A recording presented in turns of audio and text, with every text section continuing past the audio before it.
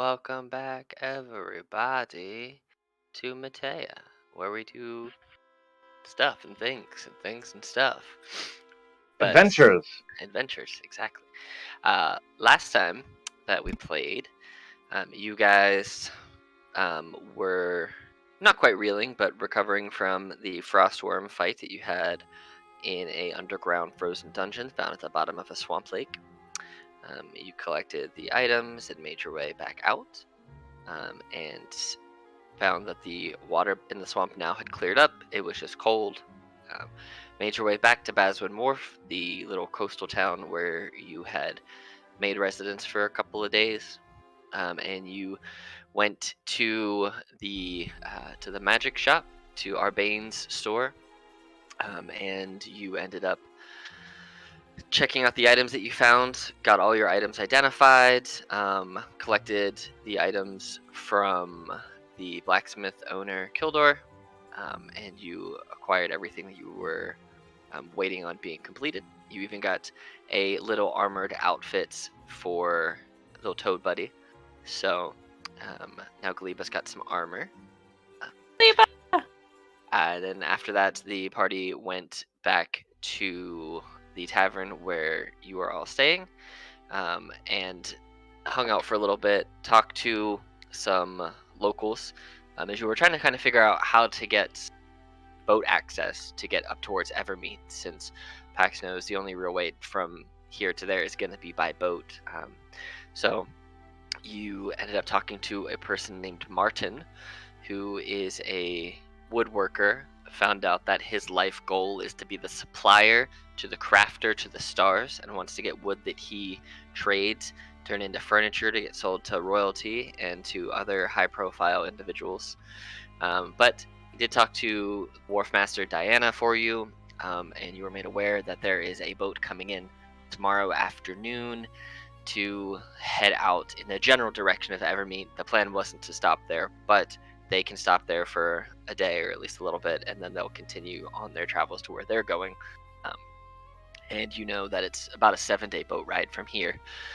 You did message Jasper, one of your associates in Evermeet, to kind of give them an update on the plan, and that you messaged them quite a few times, so just bits and pieces of information, waking them up at least once. But letting them know that you'll be there in about a week, maybe to set up some trade stuff, but there's some other things you wanted to do while back home, and they said that they would set the meetings with the appropriate folks upon your arrival. So just to be safe and get there. And then afterwards, towards the end of the night, Fizz spent the evening in the tavern, working on some items. Didn't blow anyone up, shockingly, but did pass out in the downstairs tavern, and then upon being woken up and shocked, accidentally shot one of the townsfolk, not deadly or anything, but just enough to do a little bit of damage, half their life worth, and burn them. And that's where you guys took a long rest, and you all wake up this morning, and that is where you find yourself. So, what would you like to do?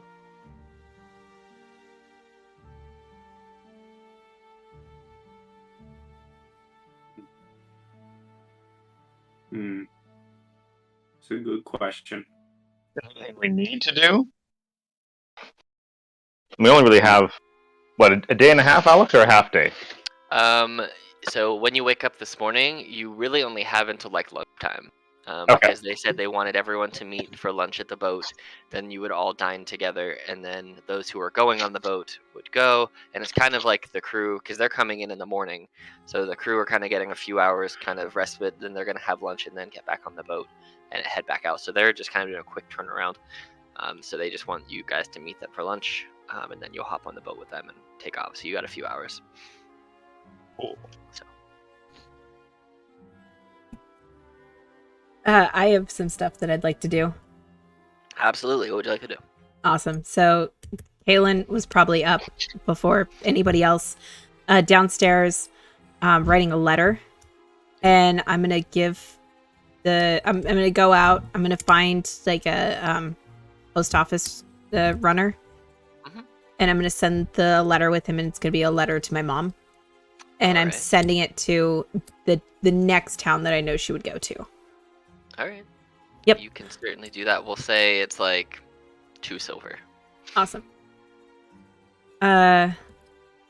Is he going to be the one that's running it there? Do Do I the know? person you physically hand it to? No. They said they're just waiting for, because you're there pretty early, like right at the crack of dawn. So, the actual delivery runner isn't going to be there for a couple hours, but it'll be the person you meet is an older gentleman. And as he describes to you, there is a pair that he sends out together, a sibling pair, a young girl, probably in her 16, 17, and her younger brother, who's about 15, 16, and they mail together. Oh, gotcha. Okay, so I will give him a gold and tell him to split the extra between the 3 of them, and maybe give the kids a little bit more since they're working so hard. He nods. Okay. And then I would like to go to either a general store or a blacksmith, and I want to get polish to polish the sword, and I want to get a new because I probably don't have one, but I want to get like a sheath for it, and like get a really nice sheath. Like I want to spoil this sword, essentially, is what I'm doing. Yeah, you can go to the blacksmith shop, Sticks and Stones, and the dwarf who runs it, Kildor, who you know from before. You hear he's already clanging away at the early hours of the morning. You smell the fresh embers of a newly revived forge from the night when it's kind of been off. He's revived it for the morning, so you smell the fresh burning coals. And you find him, and he points. There's quite a few different scabbards and sheaths on the wall, all of which would fit your rapier. Some are nicer than others, but the nicest one on the wall would cost about 6 gold pieces. It's pretty much made of silver. I Got some like platinum ribbon. I like touch the sword that's sitting on my hip, basically like in my belt loop, and in my head I ask the sword, which one do you prefer? You feel a pull towards the silver one with platinum filigree wrapped around it. Yep, I A go really straight. expensive one. I go straight to the expensive one, and I pluck it off the wall, and then I take it to the counter, and I will also get a sharpening stone and some polish and a good cloth to use. Cool. So we'll say all in all, it comes out to about 8 gold pieces. Perfect. So. Yep. And I will put the sword in its new sheath, and I will proudly walk back to the inn. Okay. So you still don't know really anything about this sword, which is I fine. don't. I just talks to me. It's fine. It just talks to you and gives you powers. I like it. Cool. All right, so you make it back to the inn, and at this point, everybody is awake and downstairs. You guys are all kind of getting together, having breakfast, doing your regular morning routine, and Caitlin just walks in from outside. Yeah, the day is yours until the boat comes if you want to catch that. If not, you can do whatever you want. What do you want?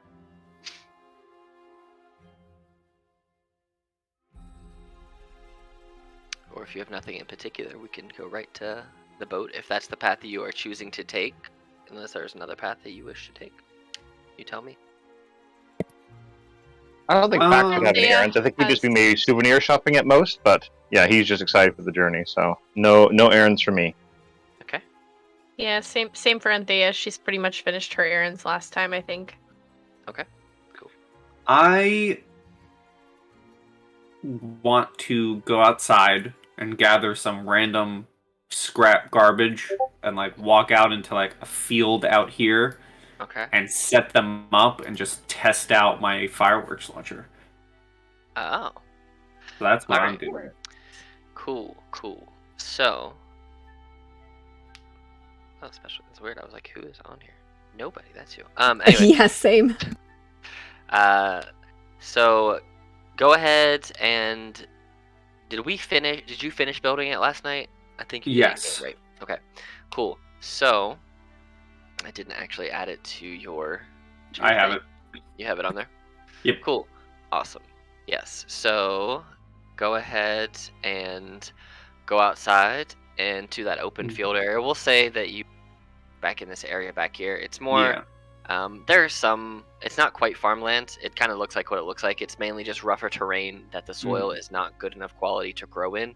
So you see out here there are some people. There has been like some impromptu what would have been probably sports fields at some point.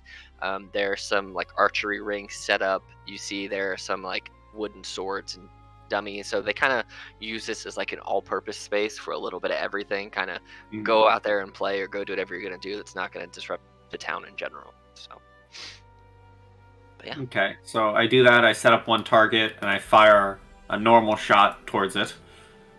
Well, Alright. normal firework. Go ahead and Yeah. roll a regular attack with it. Put the firework in the arm hmm holster and fire. Oh yeah, you hit it quite easily and it just went right through it. And then I set up a couple more. And to what I'm sure will probably be, I like to imagine, despite my describing of how the weapon's built, I like to imagine that this alternate mode of fire is just me taping like 7 fireworks together. Yeah, that sounds about right. And so I'm sure the town is ready for like a nuclear blast to go off in their backyard. hmm As I set up a couple dummies and I get the angle just right and I let loose the bundle of fireworks. And since they're dummies, no save has happened because they're dummies. Correct. And so just boom and then boom. Cool. All fire damage. Whoa. I forget what the extra 1d8's from. That was that's the secondary bit on a, Oh, you're on a right, yeah. failure. Yep. They take an extra fire damage. Cool. So But since just they're dummies, I imagine they take everything. oh yeah, that works. So yeah, just use up one of your charges of that. Yep. for And day. the dummies go flying. Yeah, the dummies go flying. You can, if you want everyone to see specifically what that weapon does, you can share the weapon in there. I don't care. Oh yeah, sure. Um, Fireworks launcher Mark 1. Yes, it does all those things. Yeah, and the dummies just explode in fire and go blasting backwards, and then the stuff that landed in front of you gets blasted towards you even closer as you just make a small little crater in the middle of this field. So Not only is it a small little crater, but it's also beautiful as all the fireworks go off. it is quite the way to wake up the town Yep. if they weren't already awake. Wake up, suckers! It's lunch. But yeah, so you test out your fireworks launcher in the morning, make it back, and then if no one has anything else that needs to be completed, you guys find yourself following. You catch a glimpse of Martin, the guy that you spoke with yesterday. He kind of just gives you the old head nod of this way, and walks out here towards the docks. You see on the other side of this building right here, on the dock side of it, there is a small table set up, big enough for about 10 people. So I guess it's not really a small table, it's like a larger table, but there is what you imagine to be the ship crew already sitting waiting for the food to arrive. I mean, you see wearing a very big captain hat is a very small little goblinoid looking creature, and they look at all of you and say, "Arr! Come sit down on these tables and have lunch with us." And as you kind of stare at this goblin, you see that they have 3 gold teeth and a bright yellow eye patch. Oh, that's fun. They probably have some really interesting stories, so I'll sit close. So, are y'all the people who are joining us on our trip out to the northwest? Yes, and Yes, that's us. well, yeah. So we're just having lunch, and then we're heading out. Aye, that's correct. My crew are hungry, I'm hungry, and, well, can't sail on an empty stomach. He stands up in his chair, maybe 8 inches taller than he was while sitting. He's maybe 4 feet tall. I'm Captain Gold Von Gold, goblin captain of this here ship. And then he points adorable. over. Like little cute goblin. Adorable. He's pretty cute. He's pretty Okay. cute. Points over to a elvish looking woman and says, this is the first mate, Alania Lorlamin. She's smart and keeps us going in the direction we need to be going. And, well, does everything that I don't want to do, which is everything. I just like being captain with this big hat. The hat is way too big for him. She kind of nods. Then he points over to this younger human male, about 20-ish. The first mate, the elvish woman, looks to be probably like a middle age for an elf, so you could guess probably like in the mid-hundreds somewhere, like 200-300-ish maybe. But with elves, you can never truly tell. He then points over to this more studious-looking younger human male who looks maybe a young 20, maybe 19-ish, somewhere around there. Says, that's Arnold Cosgrave. He's a resident arcanist wizard researcher who does stuff. I don't really know. He's magical. He does that stuff. But he's good at what he does, and he keeps us alive. And, well, you'll have to ask him about magic. I'm not that smart. Then points over to another, like, medium to larger size creature.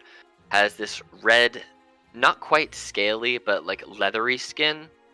And actually, as you look between like Fizz and this other person, there's similarities to kind of what they look like. Not enough where you would say they're of like the same special type or anything, but they look similar.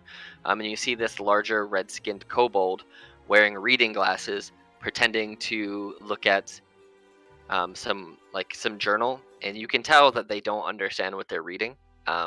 And you see that Arnold's just kind of trying to help them read. But he says, that's Brosk Redarm. And you see one arm is much redder than the other. He's the bosun and the deckhand. He helps with the cannons and the general cleaning and maintenance and heavy lifting, because, well, it's what he's good at. Who are all of you? He's like, I know you. You're Martin. We just met 5 minutes ago. Who are all of you?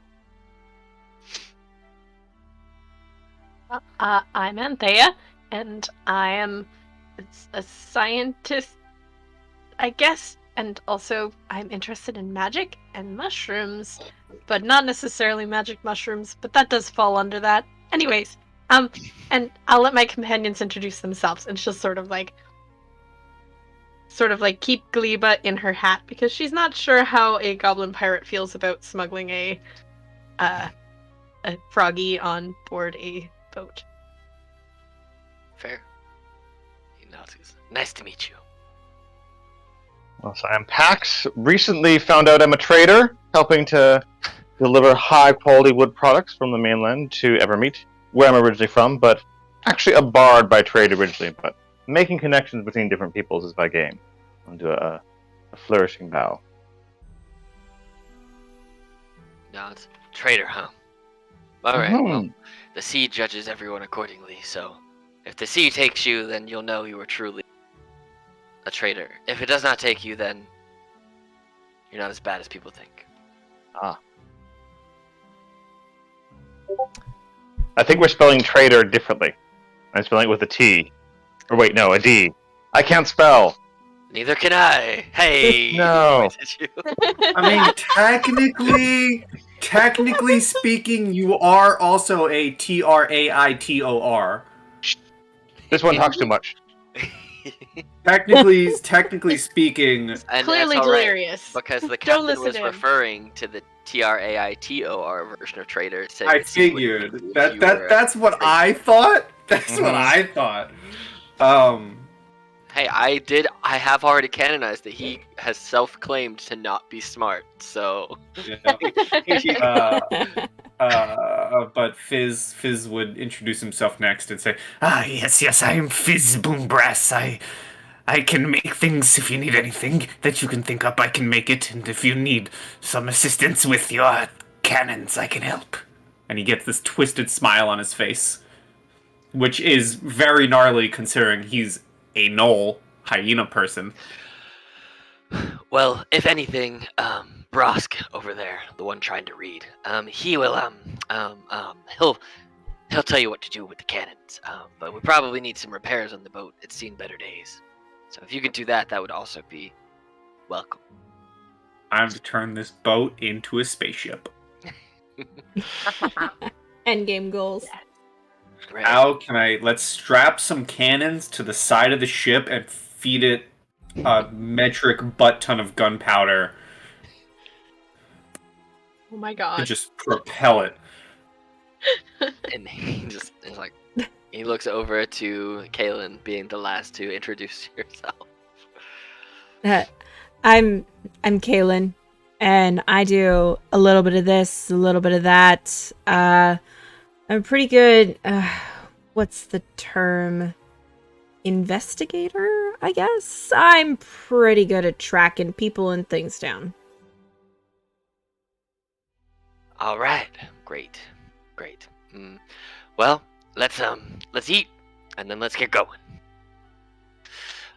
Somebody roll me a straight D20 luck check, and let's see if you roll over 15. Who's lucky here?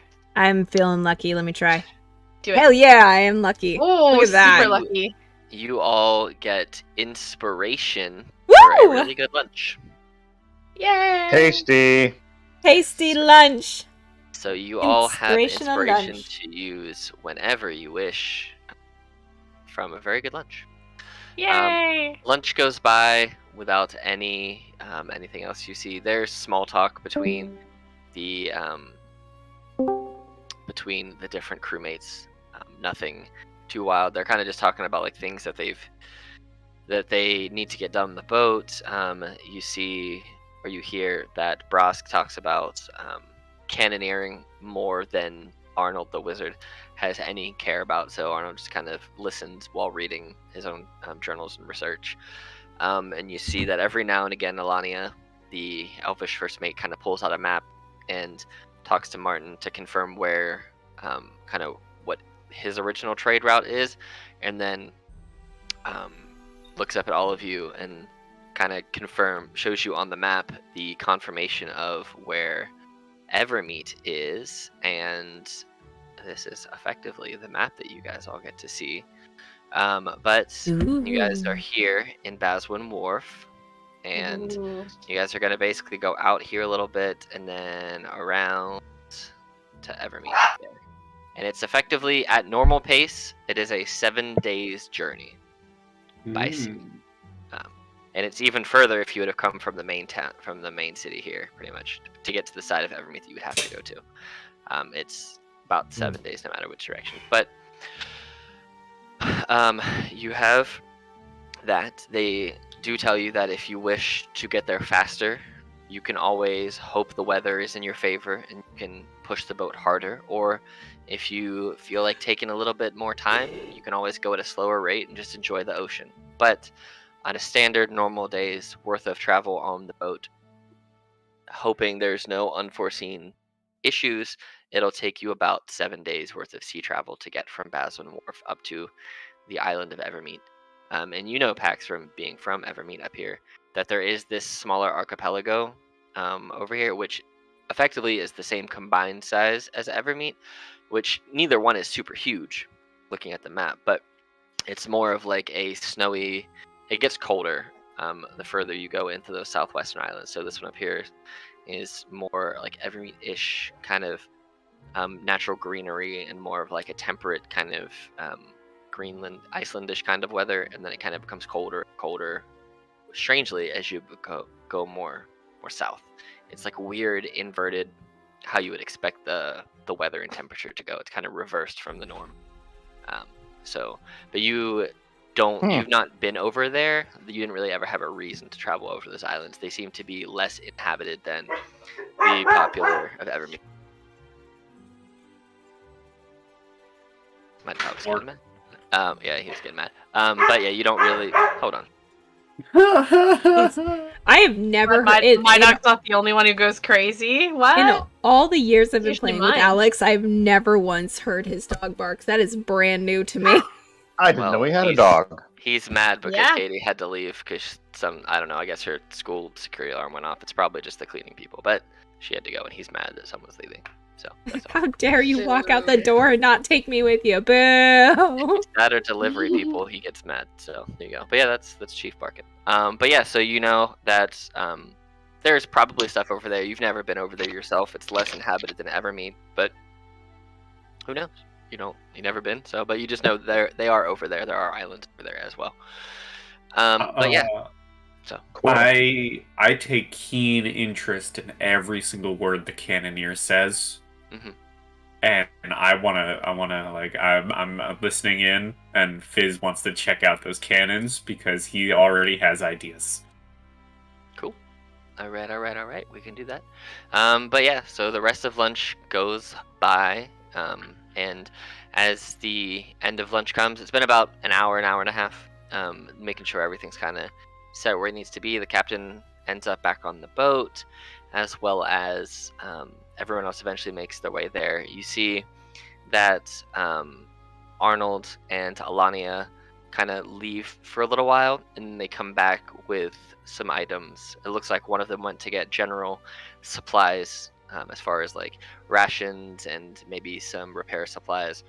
And then Arnold, based on some of the items he's carrying, you imagine he went to the arcane shop to get some stuff that he might need for research or for magical components or whatever it is that he's working on.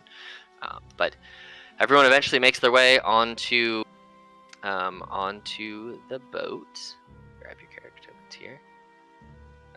Anything else you guys want to do in town, or do you wish to just make your way up onto the boat? I'm just ready to go on the boat. Boat life. As kind of going back a little bit, as Fizz sees the boat, he's probably a bit late to actually introduce himself, because as he sees the boat and he sees the sails and everything, he gets an idea in his head, and he's gonna do a last minute rush through town to see if he can buy like a lot of hold on. A lot of whatever sails are made out of. Like cloth? Like Yeah, he's trying to buy a lot of cloth or a lot of basically sails. like burlap. Yeah, he wants to buy a lot of Canvas Yeah. is the word. That's the word, canvas. Oh, Yeah. are you talking about this right here? Yeah, Oh, it's a big old scorpion. I love it. Ew, I it's thought it was a lobster It's from a scorpion. distance. Nope. Oh, I see now. Scorpion. But is I will scorpion. say Okay. you've heard about it from your travels in character since you pointed it out on the map. That's meant to be there on purpose. You know that there is a big natural phenomenon of, this is the only one you know of, but you've heard there are more, that giant creatures, and that creature right there, compared to the map, is as big as it is. Like, this is full Ooh. city size. This Wow. is the size of the fossilization of that giant scorpion. So you know there were things on this continent before all of you and all the people who were here that were that big. So Wait, no, it's no longer alive. It's like a no, it's like a fossil. yes, it's a big old fossil. You know how there are some like natural phenomena that it's like, there's one in Ohio that I can't remember what it's called, but the hills basically form like a giant snake looking from above, and the different parts of the world that have like, I think in Central America there's like a weird shark one that's like Okay. a sandbar of shark stuff. It's like that, but it's in the ground, and it looks kind of like a stone formation, but it's made of fossils, and they are too big to be excavated. They are just part of the natural land now. So cool.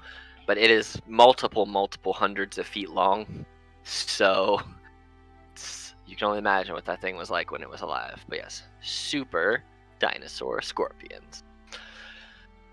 But all right, so yeah, you acquire yourself. We'll say you get this. We'll say how much are you trying to buy? Like, as far as what are you trying to? How much do you want to buy? Should I ask? He's wanting to buy enough to essentially he wants to buy a lot. Okay, so we'll say that they have enough that you can buy 2 sails worth of canvas. I don't know the Okay, exact that dimensions is of that, but just 2 that's sails. probably a shit ton, but Probably. that's exactly as much as he wants. Okay. So yes, 2 sails worth, however much that comes out to in feet. We can look it up later, but it's 2 sails worth. So, all right. So you guys, everyone starts loading supplies on the ship. The captain gets on the ship. Martin makes their way onto the ship, and you guys find your way to the boat down here. Oh, So there are 2 little things for the boat. The little 2 images of the boat over here. One of them, this is like the upper deck of the boat, obviously, and then this other one is the bottom deck of the boat. And you don't actually see this guy; he's on the bottom deck. But it's kind of exploring the boat. There is sleeping quarters downstairs, and everyone kind of sleeps closer quarters, unless you want to sleep up top. Or whoever's keeping watch, you're able to do that. But the boat is true to size, so however much you can move around on this boat is about as much as you can move around. So I just put them like that so you know that one's beneath it. So if you want to move over to it, you should just be able to drag yourself back and forth between boats. But they are the same boat. One's just the lower deck and one's the upper deck. So you guys make it onto the boat. And you see that Dockmaster Diana is standing at the dock filling out some final paperwork. And she signs something, rubber stamps it, and hands it to Alania, who is this elven lady right there. And Alania steps up onto the boat, unties the rope that binds you to the dock, and the sails drop just a little bit, enough to catch the air to kind of slowly pull you off of the dock itself. And then once you're a good few hundred meters out into the open water, the sails completely drop down. And I will let you know as far as speed of the boat is concerned. You guys, so this is miles per day. At a normal speed, so right now from where you are up, it is 350 miles. So you can, at a normal speed, you guys can go 50 miles every day. If you go faster, you can go 75 miles per day, but it's harder to control your boat, and if stuff happens, then it's harder to recover. You can go slower and go 25 miles per hour, and so basically make it a 14-day trip, a 7-day trip, or like a 3.5 to 4-day trip, something like that. Whatever that math works out to. So they will start at a normal pace just because they're trying to, get a good bearing on where they're going and stuff like that. But yes, you guys effectively have the boat. Is there anything specific you want to try and accomplish on the boat this afternoon or today? Anthea would try to ask around and see if anyone's seen strange creatures, to kind of see if they've seen any kind of magical rifts. So she might go to the wizard and ask about that. Yeah. Is that so, Arnold? That is Arnold Cosgrave. And Perfect. oh no, where did they go? Hold on, gotta put this back on this layer. They so all the things we talked disappeared. about. There we go. Now I've had it on the map layer originally, and then I put it on token, and it made them all disappear. But this is Arnold right here. Hey, Arnold. A very tanned younger gentleman. Oh, hi. Hello, fellow magic person. How long have you been traveling for? Since I was like 17, I think. Do you need something? Well, I'm just curious. You must have a lot of stories. You must have seen a lot of things. I mean, I guess we are typically just a trading sailing ship, so we try to avoid fighting things if we can, because we only have one cannon on the ship, and myself and the others who, we can all fight, but why risk our lives if we don't need to? That is very clever. Do I recall if the magical rifts only were sapping necromantic magic or whether it was all types of magic. You remember that they specifically said that they are tapping necromantic magic. Okay, and can I tell, like, is he, he's more of, like, what is his magic type? Can I kind of see that? He seems to be more of just like a generalist as far as magic goes. It doesn't look like he has any. It looks like.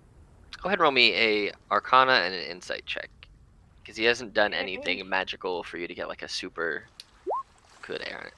So Arcana and then Insight. So he Insight, seems to not be great. brimming with more of like protective, destructive magic almost. Okay. So you can imagine that he's got. I will tell you, he's more of just like a generalist. He doesn't have a specific subclass. He just has a little bit of everything. He's got some damage stuff, some support stuff, some protection stuff, and he has a quarterstaff that he walks around with. So it looks like the stuff that he focuses on is more for keeping the ship protected. Very practical. Yes. Okay. Practical magic, you would Yeah, say. pretty much. Okay. So... Okay, that's cool. Well, knowing this now, I'm like, well, I've been trying to learn some new spells, and, mushrooms kind of work around, death, and, so I've been interested in sort of necromantic magic, but I've been finding that things have been a bit glitchy lately. Have you noticed any of that? You see that they kind of like snap their fingers and they pop up, like one of their hands gets a little frosty, and then you see that they start making like some lights appear in one hand, and you feel some stuff in your bag gets a little bit cleaner. They're using just like prestidigitation and ray of frost and stuff, but the magic that they use, no, mine seems fine. I don't Okay. necessarily use necromantic magic though, so if there's That's fair. if there's a glitch in the magic system, I guess that governs our world, I have not been afflicted by it yet. But I'm also not super powerful. I'm just kind of your general run-of-the-mill deck wizard who, Deck wizard. literally his That's name, awesome. his stat block is Pirate Deck Wizard. I love that. That's a great stuff. Okay. I just kind of sail around on the boat and stop here and there, try and keep out of trouble, but use my magic when I need to. I mean, I'm trying to learn more utility focused stuff to get us more money and better trade routes and better chances of getting that big score, But I'm not out here trying to adventure or trying to get myself in trouble. I don't need to. That's fair. Okay. Well, thank you. I suppose maybe it's a user error or something, but hopefully I'll figure it out. Good luck with that. But go ahead and make me a stealth check for Gleba. Oh no. You gotta beat a 9. Oh, I gotta do Gleba or for me? For Gleba. Use Oh, Gleba okay. stealth, Sorry. yeah. No, you're fine. There. Come on, that shook off that There's natural Gleba. one. Oh, I Or hope get another so. one in a row, which would be funny. So stealth. Here we go. He's stealthy. You start to hear like a clicking coming from Gleba from your bag, but you shove your hand in your bag quick enough to like muffle the sound of. Can I Gleba's start whisper. coughing to try and cover Oh yeah, it? 100%. Can I do like a performance check Oh, to see I mean, if I can... with the 12, we'll say that yeah. Oh, you can okay. pull that It off. works. Yeah, because you just Okay, had to cool. beat a 9. Yeah. So I just cough a little bit and like squish my hat a little, like, stop it. Mm-hmm. Okay, thank you. But yes, so he just kind of looks at you confused for a second and he goes, make sure to eat some citrus. You don't want to get scurvy. Yes, good point. And then I'll kind of like hustle back over and just be like, over here, under the sail. You see that they're actually going to hop on this ladder I'm gonna say there's a ladder here, and they're gonna climb up here to the crow's nest and just kind of hang out up here. So I'm gonna put a little tag on him and say he's 20 feet up in the air, up on the crow's nest. Cool. But yeah, and so the captain's kind of standing at the front, looking through his big eyeglass. You see Alania is looking at some maps. Martin, the human woods tradesperson, apparently ate a little bit too much because he is vomiting off the back of this boat. He doesn't quite have his sea legs. For as much as he claims to be on the sea, he is not feeling the best right now. He may have drank for breakfast, you don't know, but he's not having a good time.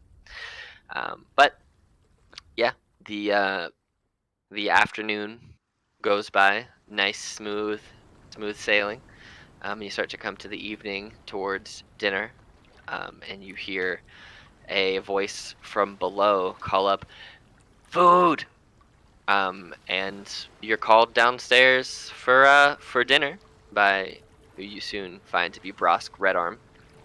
I mean, it's nothing too great.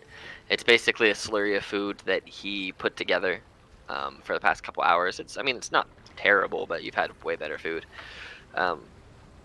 And during dinner, the captain kind of sits and says to everyone, "Well, we're gonna be.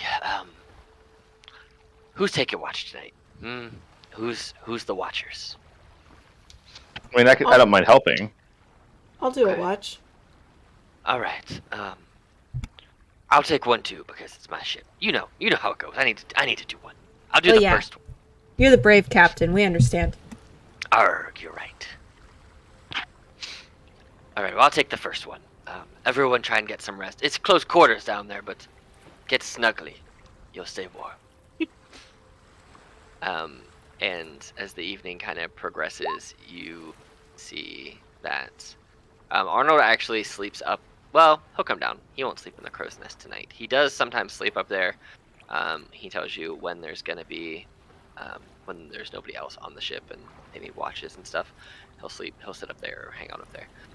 But yeah, and then Martin's gonna I'm gonna say there's more beds under this portion of this boat too, because it's just covered. He's basically gonna sleep back here in the corner with a bucket. But yeah. Can I take my own watch because I want to spend my time looking at their cannon and seeing how I can make it better? Yes, you can certainly do that. Are the Kayla and Pax, are you guys staying up on the top deck during the watch and resting up there, or are you starting your rest downstairs, or how are you guys? I would assume starting on top deck. Okay, cool.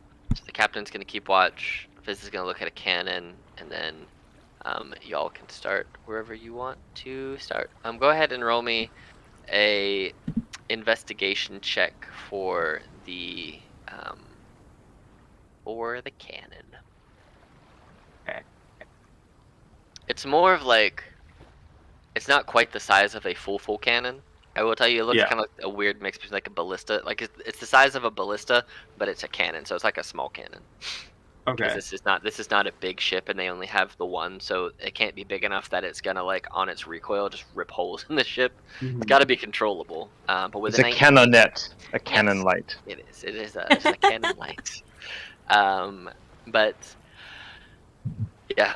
Looking at it, it looks like it's pretty well made. It looks like it could do with a good cleaning. But it looks like it's still more than functional. It looks like you could probably build something that would help with the recoil. You do see that it's starting to make some wear and tear where the wheels are kind of sitting on the deck right there from all the times that it fires back and forth, even practicing it or whenever they use it, it's starting to wear into the wood. So maybe putting some tracks under it would help with that. Maybe giving it a good clean and a good polish would help it operate a little bit easier. The fail rate may be less if it's taken care of a little bit better, because I will say right now the fail rate's about 20%. Okay, I can make this better, and I know how I'm gonna make it better. Okay.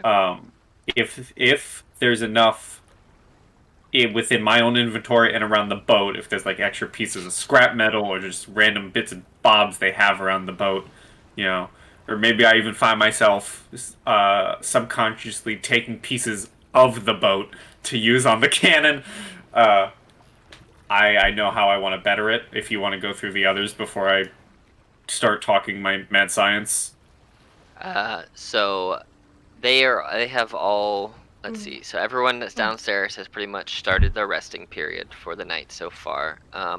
Pax, you're upstairs, so we'll go to you. Anything in particular you want to do while the captain's just kind of sitting, chewing on what looks to be like a piece of seaweed, kind of like straw, but chewing on some old seaweed. I probably alternate my time with small talk with the captain, and then kind of walking to the opposite end of the deck, so just doing a kind of a light loop or walk during the patrol. The captain he's not necessarily too chatty. He's more of just focused on hanging out, watching the ocean, kind of feeling everything with the breeze of the ocean. I'm gonna move these things around, so it's gonna look wonky for a minute. Move you guys over here. But he is more of, he just kind of wants to sit and relax and enjoy the back and forth of the ocean, listen to the calm waves crash against the boat, kind of just watch the oncoming night. So he kind of. And I won't play any music. That seems right. Yeah, he seems like this is where he's most at home. He's very relaxing. He dozes off quite a few times during his watch. He's chewing, and then you know that he dozes off because he's starting to lean back with his feet up on the edge of the boat, and then he falls out of his chair more than once. So, and then he looks around like, oh crap, no one saw that. All right, good, and climbs back into his chair. All right, I'm gonna roll a perception check at disadvantage for Sleepy Captain, man. All right, 2. That makes sense. I'm falling asleep enough. All right. So a couple hours go by. You feel like the weather's turning a little bit, but nothing too crazy. The wind picks up a little. Every now and again, the sails will get a little fuller. Those of you who are down underneath, the crew has all gone to sleep. Kaylin and Thea, anything in specific you guys wish to do? None for me. Okay. Hide Gleba and sleep. Okay. All right. Fizz, we'll say that you can start collecting stuff that you would need today, and then it'll probably be, it's going to take you a couple of days to find enough stuff on this boat that's scrap per se, to be able to do a full repair. But if you want to like start the repair process, you can certainly do that, and maybe stuff will, you know that you can find stuff washing up throughout the sea pretty often. So you won't be able to, you'll be able to finish it probably about halfway to Evermeet. You'll be able to finish your upgrades. Well, I will tell you my plan that I've written down. Yeah. I'll take the time, I'll spend my days. I'm basically just spending my entire time speaking with the cannoneer, going back and forth, learning about the cannon, and doing my work. So my entire travel is just all that, basically. Okay. But I want to clean the cannon. I want to fix it up. I want to put tracks under the cannon. I also, however, want to make the hole that the cannon sticks out of a bit bigger, because I want to use some of my scrap and work it together and work my magic to make it a double barrel cannon. Ooh. And to make up for the extra recoil of 2 barrels, not only will I put tracks under the cannon, but at the end of the cannon, I'll also set up like a door stop, so that when it launches backwards, it has something to slam into and go forward again. Nice. All right, so what we'll do then is I will give you guys access to the sheet here in 1 sec. And so since you're doubling the cannon, the amount of times that's going to be used, what we'll say is instead of just having a single shot for the cannon, it will now get 2 attacks before it has to reload, and you can do them in 1 turn, basically. And you guys should now all have the ability to look at the sailing ship basic sheet in your guys' inventory. It's got basic stats for your ship. It's got your hit point Nice. maximum for your AC. Ooh. And then it's got the only real things on there, because the ship, other than just being a ship, the only thing it's got for weapons is the ballista there, and you can just attack with it twice per thing now. But it does take, if you click on it, it does take a full. It's actually a good upgrade once it's done, because it takes a full action to load, aim, and fire. So I will say, since it's now a little bit faster with 2, that you can effectively load it and aim it in one round or one set of actions, and the second action would be to shoot it. So if you worked with the cannoneer, you guys could effectively shoot it twice every turn by burning your whole turns together, instead of having to do Sweet. 3 full actions that way, if whenever that comes around. But that's just how Sweet. that will work since you're upgrading it. The rest of the night goes by. Pax, go ahead and Fizz, roll me some perception checks as well, and we'll see how the Okie doke. earlier parts of it go. Because if the night goes well, then you don't worry about too much. So Fizz rolled an 11. And what's my 15. bonus? Doot. That's Oh, out. that's just a flat. That's just Okay. a flat 15. Yeah. Cool. So, yeah, between all 3 of you, the captain fell asleep a couple of times, but you can see in the open ocean, it seems to be a very calm and relatively peaceful night. So, as the morning starts to roll around, somebody roll me a D. There's going to be 3 separate rolls, so I'll have 3 of you who haven't rolled yet. We'll start with Pax. Roll me a D4. D4. Mm-hmm. Perp 3. Nice. Okay. Nice. So, this means I get to do fun stuff, which could actually... Oops, hold on. Let me see if I can make this work here, because it should. Let me find it. Let's go.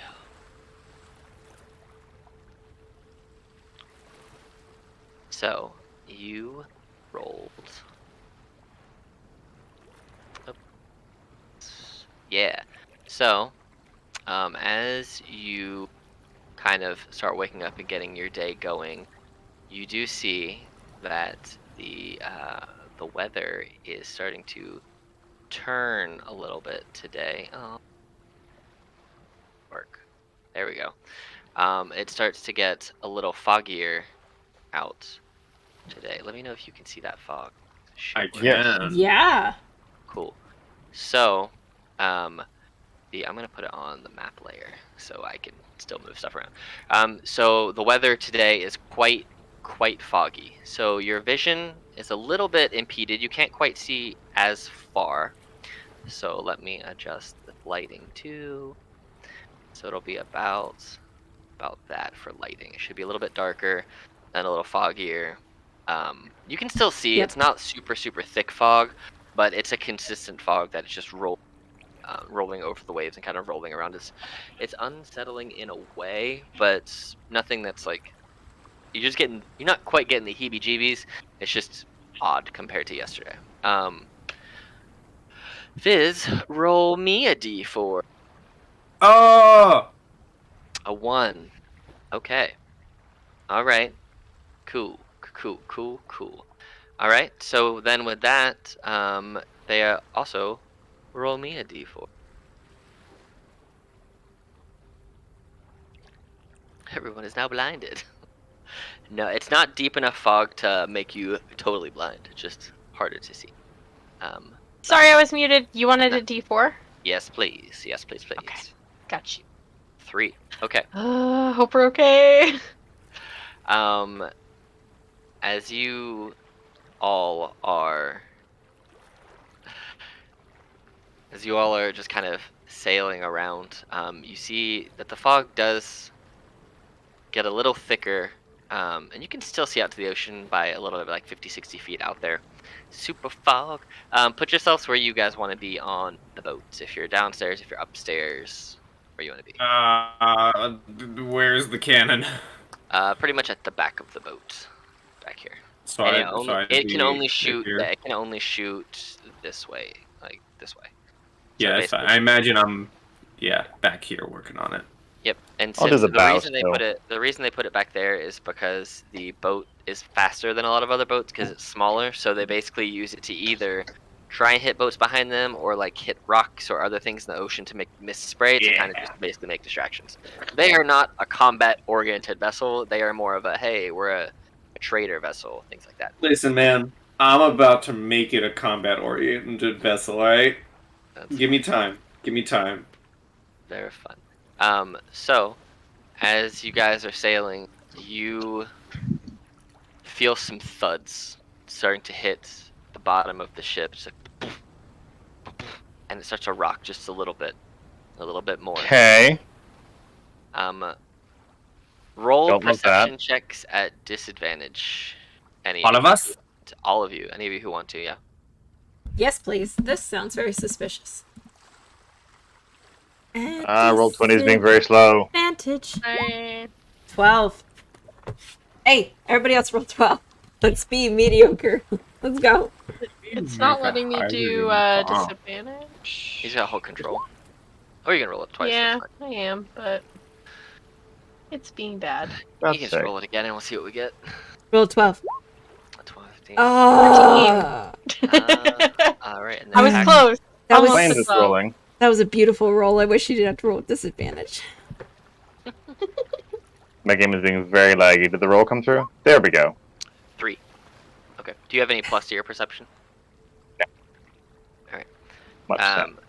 So, you guys you're looking into the fog, and you don't immediately see anything, but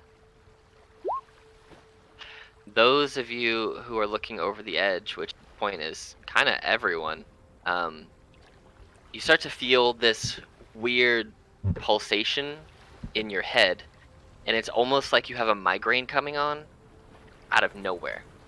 And I need the 4 of you to go ahead and roll me wisdom saving throws, please. DC 17. Oh, God. 17? Mm-hmm.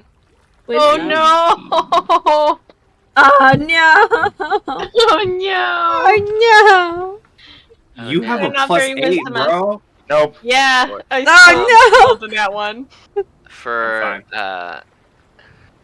yeah, so for all of you except for Fizz, who passed, Fizz, you don't take any headache damage. You kind of shake it up. You're used to giant explosions and getting headaches from random things hitting you in your workshop.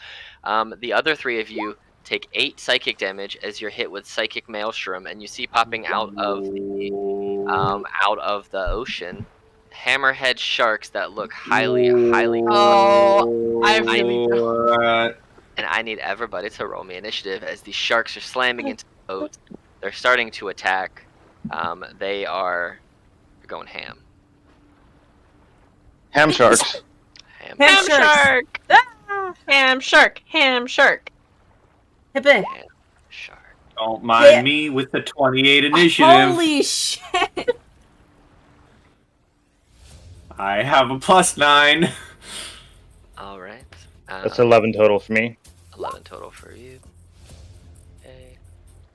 Add turn. Cool. And we're gonna say that the captain is also up here, because captain is also up here. And I actually need him. He's gonna fail. G-Bast! Somehow! No damage for the captain, but he sees these sharks. And he looks and says, like, "Oh no! These are the sharks that can get on the boats! Run or kill them!" Fizz, you're up. What do you mean run? We're on a boat! What do you mean get on the boat? Hold on. Hold on a second. I had to reload real 20. It's being weird for me. Might also just be my internet crapping out. Please hold. Oh, come on, Matt. Let me see you. Alright, here we go. Alright, so there is indeed a shark here. Correct. Can I lean over the edge Uh-huh. and shoot at it? Oh yeah, absolutely. It is. Its head is now above water, and it is chomping. You see this Okay. weird red corruption kind of coming off of it. So, because we're on a boat and it's in the water, am I in melee? Am I at disadvantage? How does this work? We'll say no because you can see its head, but it hasn't jumped up onto the boat yet, so you're not in disadvantage range. You can still shoot it like normal. Okay, so I am... You're basically like 8 feet above it right now. Yeah, okay. I am going to use a grit point Ooh. to gain an attack, gain an advantage on my blunderbuss All right. for my first attack. Yeah. And then I'm going to reload, and then I'm going to attack again. Cool. That does hit for 18. Okay. That was the first one. That's the second one. That will hit. It will indeed. I'm going to, because with Piercer I can reroll one of the damages. I'm going to reroll that 3. Okay. So I'm going to roll a d8. Cool. So 4 more damage. All right. And since you started your turn 15 feet of it, Say again. yeah, wisdom save again, DC 17, just starting. Okay. within so many feet of mean shark. 21. You're cool. Okay. That'll be my turn as I just stay here to lean over the edge to shoot at it. Okay. All right. So this shark that's up here, you see it's going to jump out of the water, like how dolphins can jump and leap. And as it's jumping and leaping, you see this red corruption that's kind of coming out of its mouth and out of its gills and orifices, kind of congeals into almost these weird, strange leg type things, and it lands on the boat. I'm gonna put it over here just so it's so it's not in the same spot as all you guys. And it's going to. It's just gonna take. I'm gonna roll a d4, and it's either gonna. No, it's just gonna go for Kaylin because it landed right there and looked at you. So it's gonna take. It's gonna try and bite you. Let's see. Does a 16 hit? No, it does not, but he would also have disadvantage on the attack roll because of cloak of displacement. You missed anyway. Oh, thank God! Yeah. Cool. So, all right, it's right beside you, and I need you to go ahead and make another DC 17. Wisdom saving throw? Mm-hmm. 18! You pass. Woo! Okay, cool. Do I still get my turn? Yeah. Awesome. You won't lose your turn. You'll just take damage if you fail. Okay, so I am going to, as my bonus action, I'm going to use Insightful Fighting on this thing. Okay. Cool.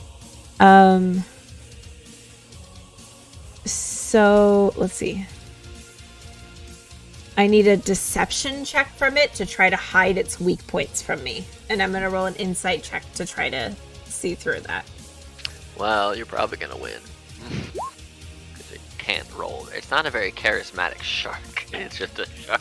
I rolled a 4. Thank God for reliable talent. You would have beat it anyway with -3 charisma. That's true. Well, I now know its weak points, so I don't need to have any sort of specifics typically required for sneak attack, so now I have it. Cool. And I'm gonna unsheath my my rapier and take a swing at it. Do it. For 15 to hit. 15 does hit it. Okay. For 28 damage. Yep. And then I don't traditionally use this because I'm normally not in melee, but I get to use it now, which I think is kind of fun. So I took the mobile feat. So since I hit it, I get to move without provoking an attack of opportunity. That's true. She has 40 feet of movement, so it's 5, 10, 15, 20, 25, and I'm basically going up these stairs here. Okay. And that'll be the end of my turn. I'm going to stop there. All right. Pax, it's your turn. Go ahead and roll me a wisdom save D17 Okie doke. for being near the shark. That is a 10. Does that come through the roll? I clicked on D&D Beyond this time. It fails, so you'll take 9 more psychic damage, but it is still your turn. Okie doke.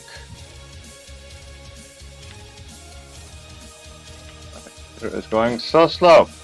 It could also just be from the fog, the animated fog, so I'll just take that off.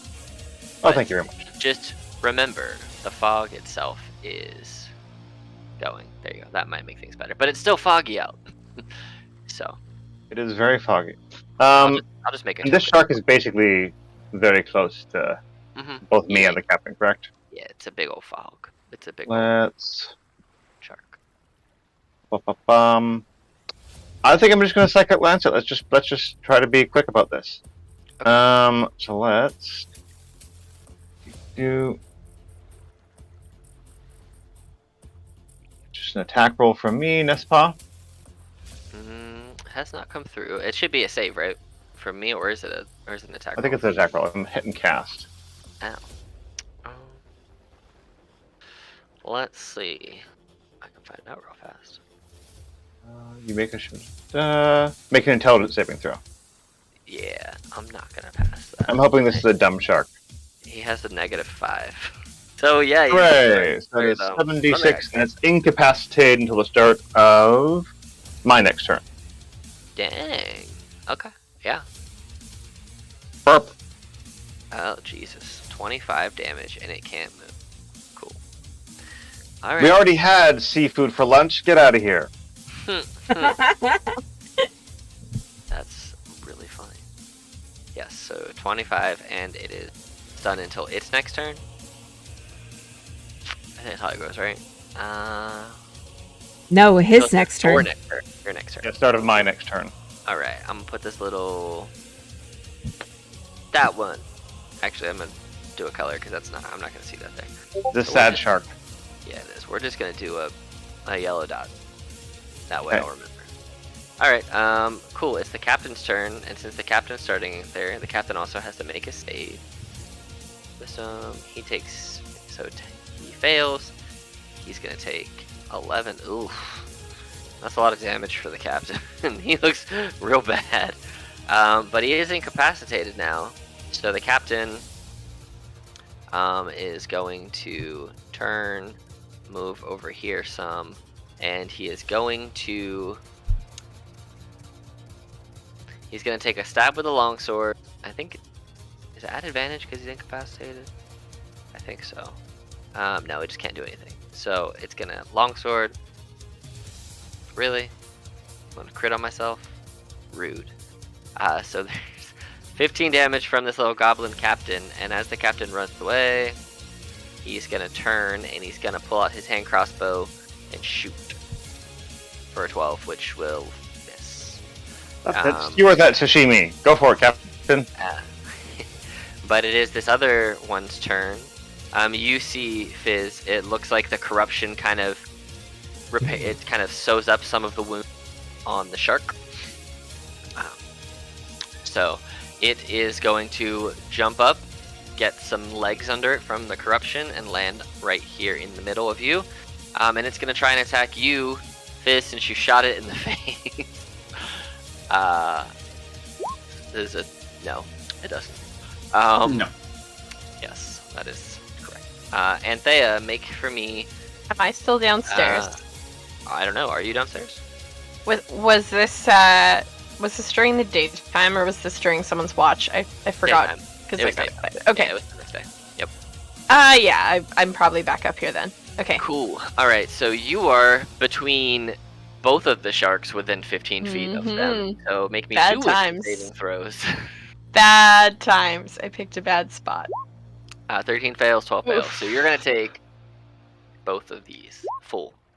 So 29 total damage psychically as you get a massive headache. All right, Ouch. but it is your turn. That is such a headache. Okay. Well, that's rude. How dare they? I would like to firstly. I'm gonna conjure some animals. Oh no! What are we conjuring? Some big glebas. I'd like 2 big glebas, please. You should have access to them, right? Let me just see. Oh yes, I think I can add them. Yes, I can. Maybe. It's loading. There it is. Please let me add the gleba. Glebe, glebe. Glebe, glebe, glebe. Did that work? Did not. I mean, I can see the image. It's just not letting me drag it on. Is it just under gleba? Yeah, I was just gonna use Gleba's token and just make it big. Thank you. Like that big? He's large. Yeah, he's large size. Yay! Do you want the other one over here? Two giant glebes. Yeah, yeah, and technically they can go in the water if they need to. Okay, cool. So they're good glebes. Okay, and then what else can I do? Oh, I still have a. They get to attack right on your turn, and you have a bonus action. Do you have a bonus action? What else could I do? I mean, I guess I can't wild shape this time, but that's okay. Sorry, panicking. No, you're good. Did not think of a plan to go with this. I don't know if I have any other things that I can do as a. Yeah, not until I do other things can I use you have my Shillelagh, reactions. right? That's your only other really bonus action thing. Yeah, that's basically it. Yeah. Okay, Shillelagh, and then I'll have. Are the glebes gonna go right after me? Yeah, let's go right after you. It's easier to remember it that way. Okay, both of them, each one is gonna bite one of the sharks and try to grapple them. Okay, So, cool. So we'll just roll for the top shark first, and then you can roll for the one. This guy here will attack first, then the other one. Perfect. 21 does hit for 8, and then are they just restrained? Is that how that goes? It says escape DC is 13, so they make. Doesn't say what kind of. Okay, it's just grappled, and then it can swell. Okay, cool. So you can't swallow them. I know that. No, because they're too big. But I can grapple them. Okay, so first one is grappled then? Grappled and incapacitated. Awesome. Okay, second one. Bound. 6 will miss. Nope. Okay. And that's my turn. Alright. Fizz, make me a wisdom save. Yeah. You're only on the one side of the one, so you only have to make it one. You're not close enough to the other. 7, you fail. So you will take this much psychic damage. 19. Okay. So you got a big toad beside you in the shark. Hello. Yeah. But now the shark is in melee range. So as a interact with objects action, I can stow my firearm. I think you can just do it for free, right? Because you have the fast change. Yeah, the quick draw lets me stow a firearm as an interact with object. Oh, there you go. Nice. And then I'm just gonna, if this takes my action, I will pull out my warhammer. We'll say it takes your bonus action. Alright, so then I'm gonna pull out my warhammer and get 3 attacks against this guy. I forgot you get 3 attacks now. Sure, what? Something. Yeah. And it is two-handed because I don't have a shield or anything. Cool. And I'll say because the other Gleba is actively grappling the other one, you're not flanking with the other. Okay. Well, because they're wrapped up in the other shark. But so 1, 2, 3. All right. Let's see. So. And I. Oh, they do. Yeah. Wow. So let me do the math on this first. It's gonna be 13. Oh wait. So hold on. I did that wrong. For some reason I had them both. All right. So 6 and then 14, and then 5 plus 15. All right. So I got all that damage on there for you. Yeah. I will then action surge. Okay. Absolutely. Bang. Bang. Bang. 12 will miss, but the 16 and the 13 will both hit. Can I use my inspiration on that 12 to reroll? Yeah, sure. That does hit. 13 more damage. Alright. Indeed. That is my turn. You see Fizz put away a gun and pull out a hammer. Yep. Yeah. This shark up here is incapacitated and grappled and not having a good time. Kaylin. This was the one up here that you had your thing on. Yes. I can't remember. Do you do if you take a ranged attack while you're in melee with somebody else that you have disadvantage on the roll? It's for me. I run it as if you're shooting that in melee with, then you'll have disadvantage. Like Fizz could turn around and shoot someone over here and not have disadvantage because of the people around him. But if he wanted to try and shoot this person, then he would have disadvantage. Like, you're not going to have disadvantage on ranged against this person. Although I will say, because they're restrained by Gleba, they will have half cover because there's a big frog in the way. So fair. So that makes me ask 2 more questions. 1, do I have flanking with Anthea? yes. Okay, and then 2, could I get over here and take a shot at this guy by going past the giant Gleba, or no? You could certainly try and squeeze through, but I'll say to get through all that, it would be twice the normal movement cost. So, which you have more than enough movement to do that, but yeah, you can do that. That's fine, because I picture this guy like halfway on this staircase heading up towards Fizz, and I'm like halfway down the staircase on the other side. Yeah. So I'm going to slide past him over here in front of Anthea, and I'm going to line up a shot on this guy, and I'm going to make it a sharpshooter shot. Oh, spicy. Because he is grappled, do I have advantage on the shot? No. No, Grappling okay. is no bonus to that. They just can't run away anywhere. Gotcha. Okay. That's a 23 to hit. Do you do 44 damage? Yeah, I do well over 44. Okay, he's dead. Yeah. I do 55. He did. And that doesn't count the extended crit that we do. He... What do you mean, extended crit? You don't have any... You didn't crit on him. No, sorry, you're right. I didn't. I thought I did for some reason. My brain was Yeah. like, ah. I was like, I don't think he did. Nope, he did. Now he's had Beautiful this damage, corrupted and it's shark not even a crit. Yeah. Thank you. That's why You my have- brain was like, oh, that should be a crit, but it's not. Yes. It's You have a gorgeous. corrupted shark corpse on the thing. But yeah, it's dead. Awesome. Hooray. Yeah, I think that's all I can do. All right. Huzzah, it's dead. Pax, you... Ding the dong, the shark is in dead. front of you just falls out of Gleb's mouth, dead. Great knife skills! I'll yell to Kaylin and give her Bardic Inspiration. So I always forget to do that, but I remembered. Have some Bardic Inspiration. Yay, thank you.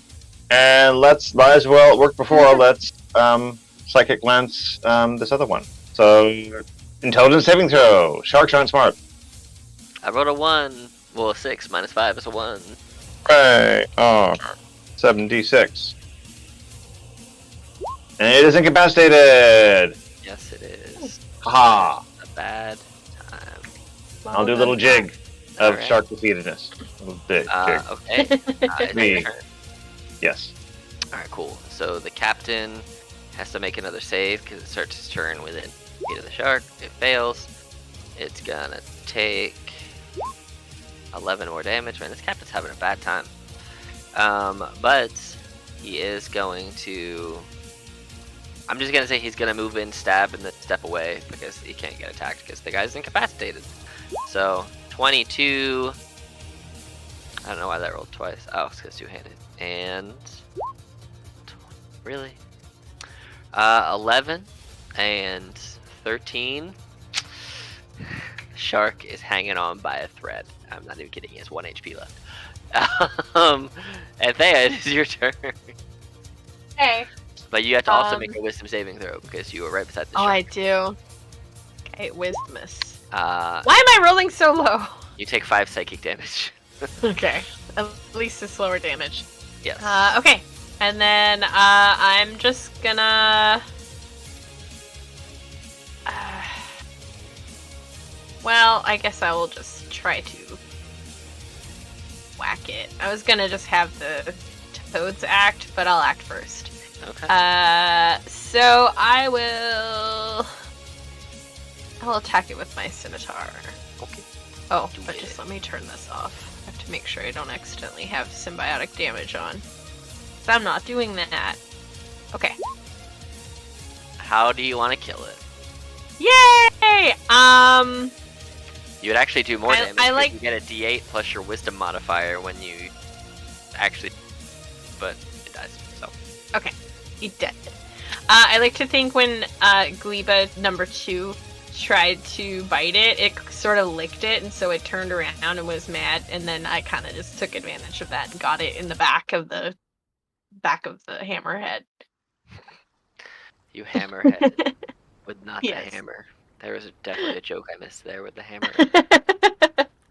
But yeah, so you guys have these now 2 dead, corrupted giant shark corpses on your deck. And you see that the captain looks around and goes, "Our giant frogs, friend." Friendly, I promise. He is smaller than all the glebas and will move over here, out of the way of the things that could swallow him quite easily because he is considered small. Oh, he's so little. He is a small boy. Okay. To make him feel more comfortable, can I drop that spell? Oh yeah, you can certainly get rid of the glebas. Okay. I'll I'll say do that. they jump into the ocean and just Oh, yeah, they can swim. Yeah, perfect. they disappear. But they jump Thanks, into the glebes. ocean with a plop plop and you hear 2 rivets in the distance like ribbit. As they go into the ocean. But yeah, you got these 2 giant corpses and they are huge. So they're very big. Sitting on your boat, which is slowing it down now. And you see coming up from downstairs is Brosk and Alenia come up and they're just like, what the hell happened?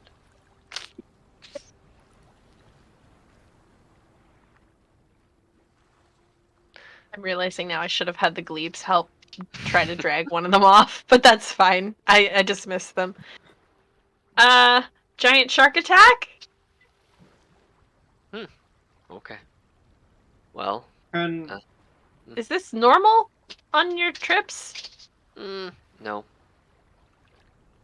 Okay, that's not good news. Though I suppose if you said yes, that would also not be good news. can I begin carving one of them up? Sure. What are you trying to acquire from it? If they have like a gland or something that causes them to deal the psychic damage. There. I would have you roll, but I Ooh, can I tell would you help.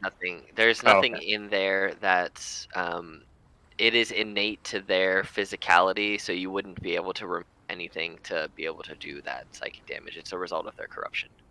Okay, then I would like to.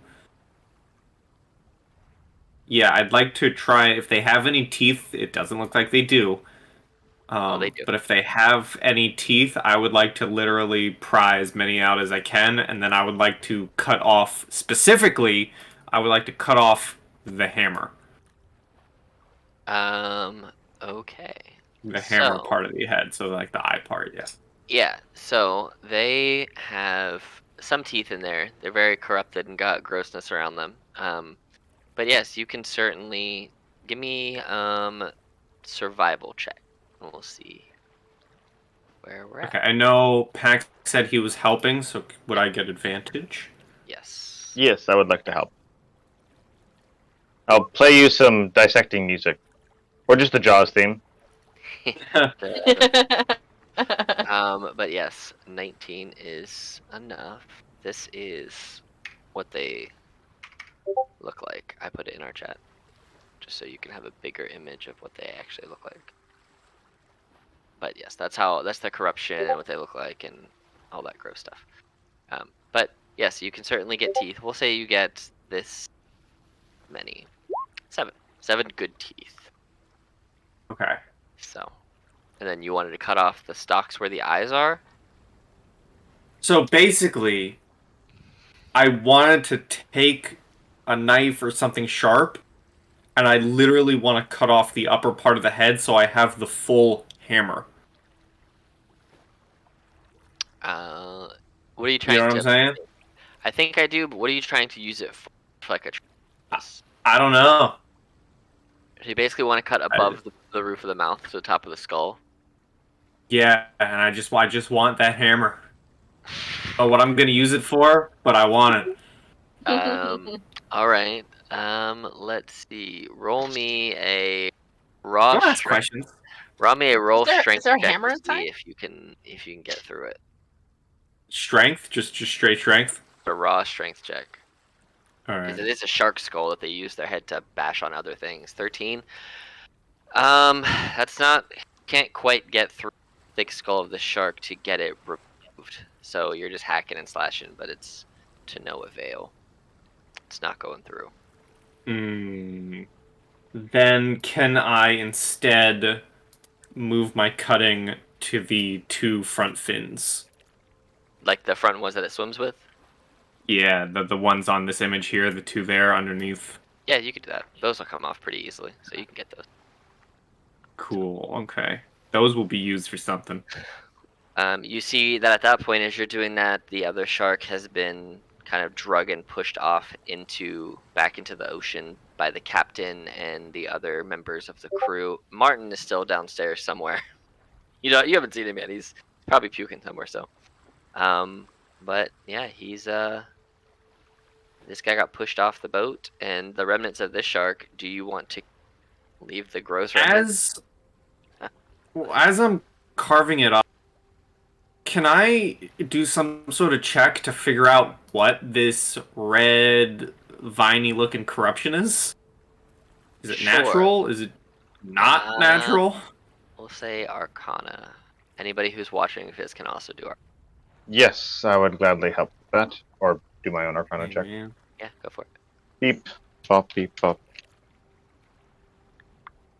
Nope. Like, I majored in magic, not biology. I don't know. To you guys, it just looks like weirdly congealed blood of a really creepy shark. Alright, well, once I have my fins and the teeth, I'd probably begin kicking it off the boat. Okay.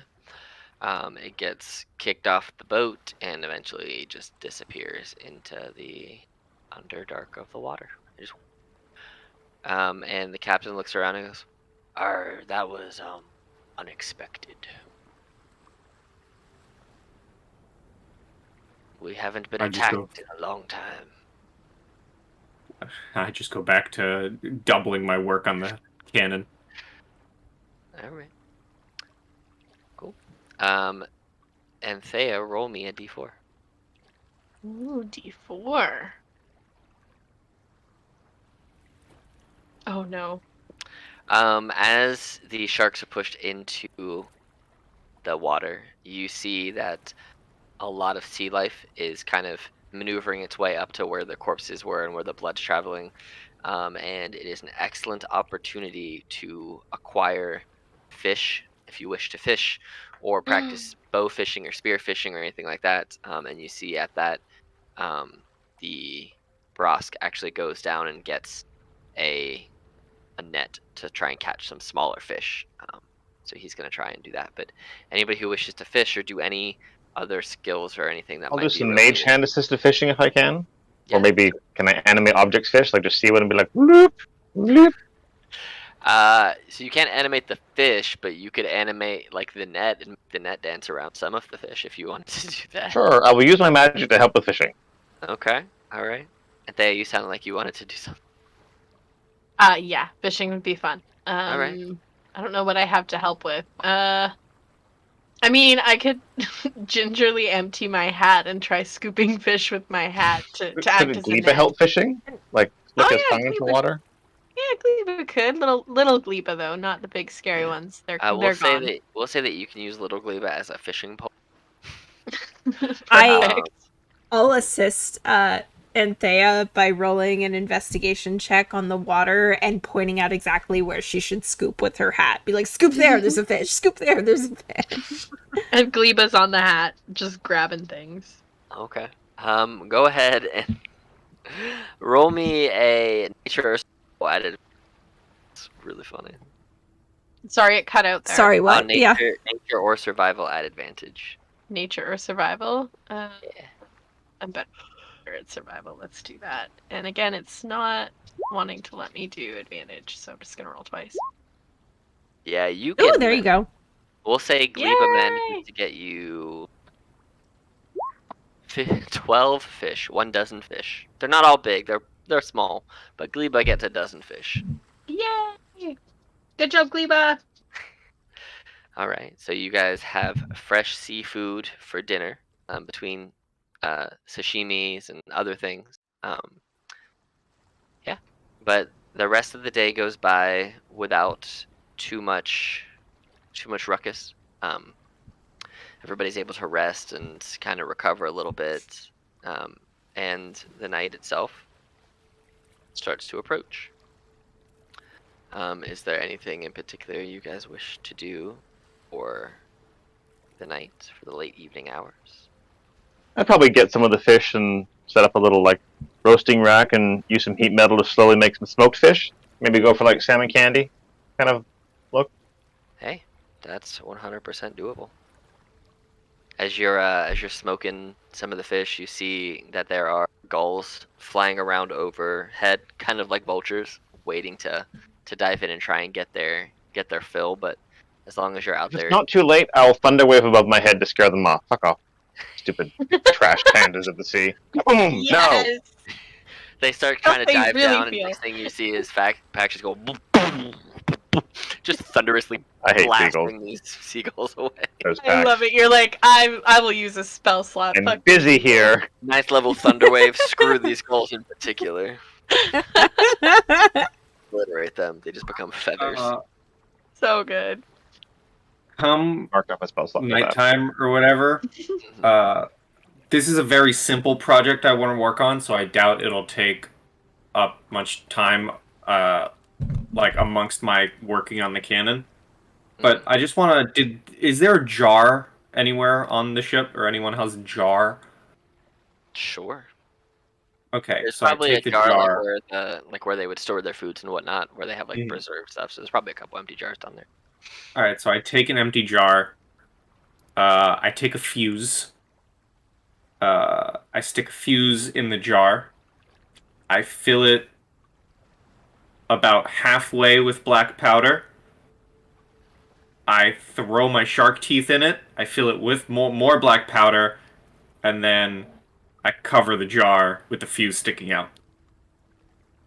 Okay. Shark tooth bomb. Grenade. Shark tooth grenade. We'll so say that it'll do 3d6 on like a DC 16 deck save or half of that. Yeah. But it'll take a full action and you can't throw 2 in 1 round. It's just Yeah. one. So Well, I only have one because I'm stuffing all the teeth into this one jar. there you go. Was it DC 13 deck save, you said, and DC 3d6? DC 16 deck save. 3d6 if they fail. Okay. And it'll just be we'll say bludgeoning and slashing, a combo both, because you're getting the slashing from Slashing or piercing? piercing. Sure, get stuck with teeth. But yeah, the night starts to come. The sun starts to set a little bit, and it's getting darker and darker, and the temperature starts to cool down some as you're further out to sea now. You start to see now that the edges of the coast are pretty far away.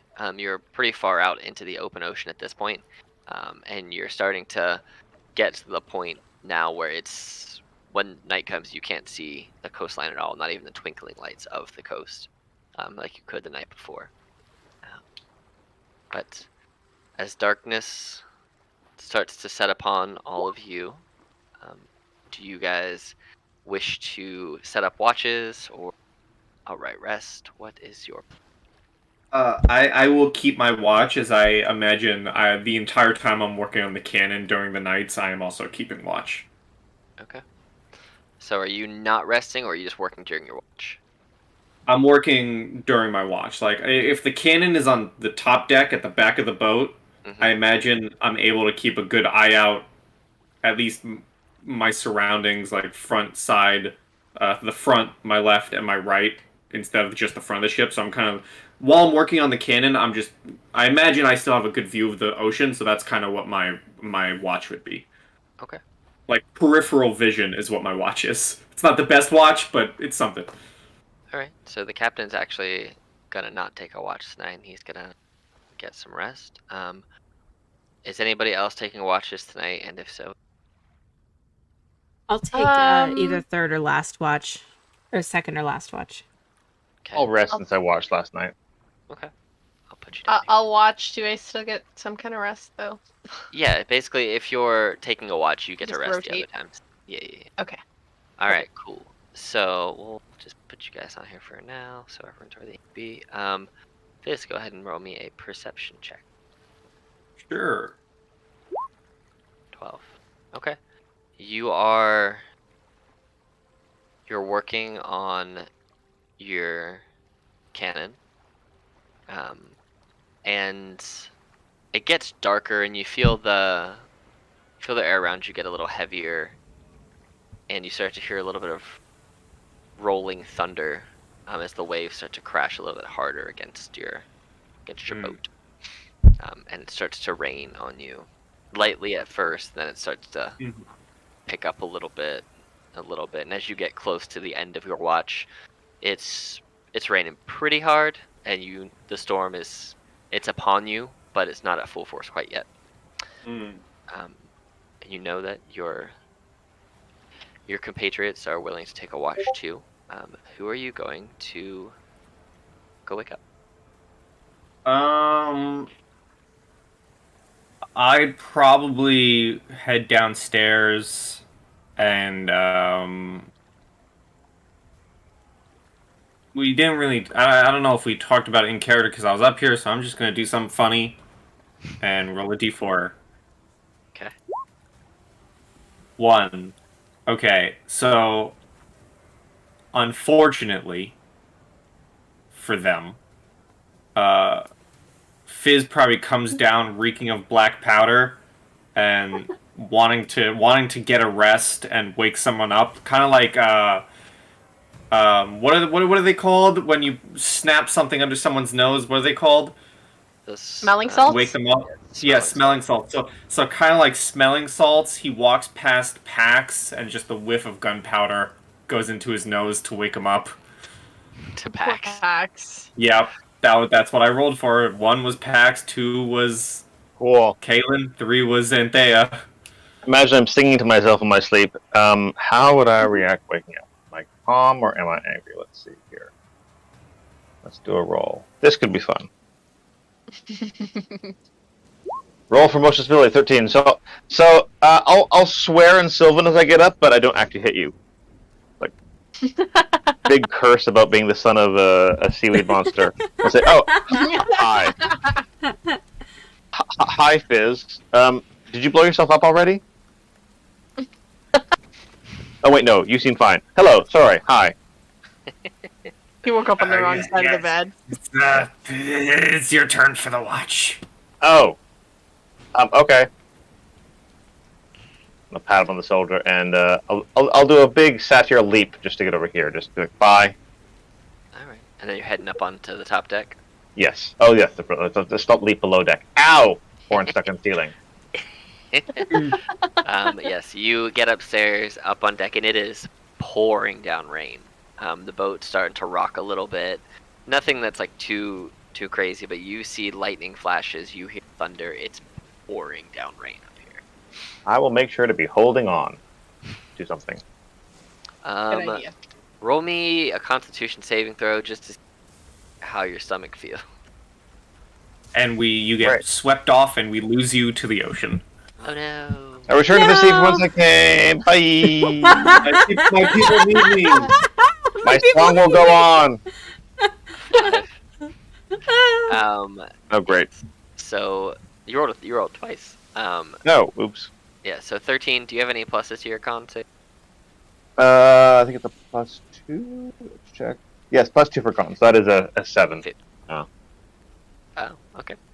With a 7, your stomach starts to turn, and you start to feel pretty nauseous. You're able to hold it together because you didn't have a super heavy dinner, but you do not feel the best. Now go ahead and roll me a perception check at disadvantage because you are feeling not great. Okay. Beep, beep, beep, beep, beep. Oops, that's the wrong. That doesn't work. Hang on. Oh, please. An E is not a D. Oh, great. Correct. Oh, great. I'm too busy trying to not hurl. I'm just going to stare at the canvas for a while, just stare at the sails, look at something that's static. It's not moving as much as the ocean. It's fine. You see in the distance between lightning flashes what seems to be a very... You don't know if it's a trick of the storm or your eyes or you're still not fully awake to the ocean. You can't quite be sure, but in the distance, between every flash, every couple of seconds, it's there, but then it's not, and then it's there, and then it's not. It's almost like there is a humanoid-like figure appearing between the flashes of lightning. Oh, okay.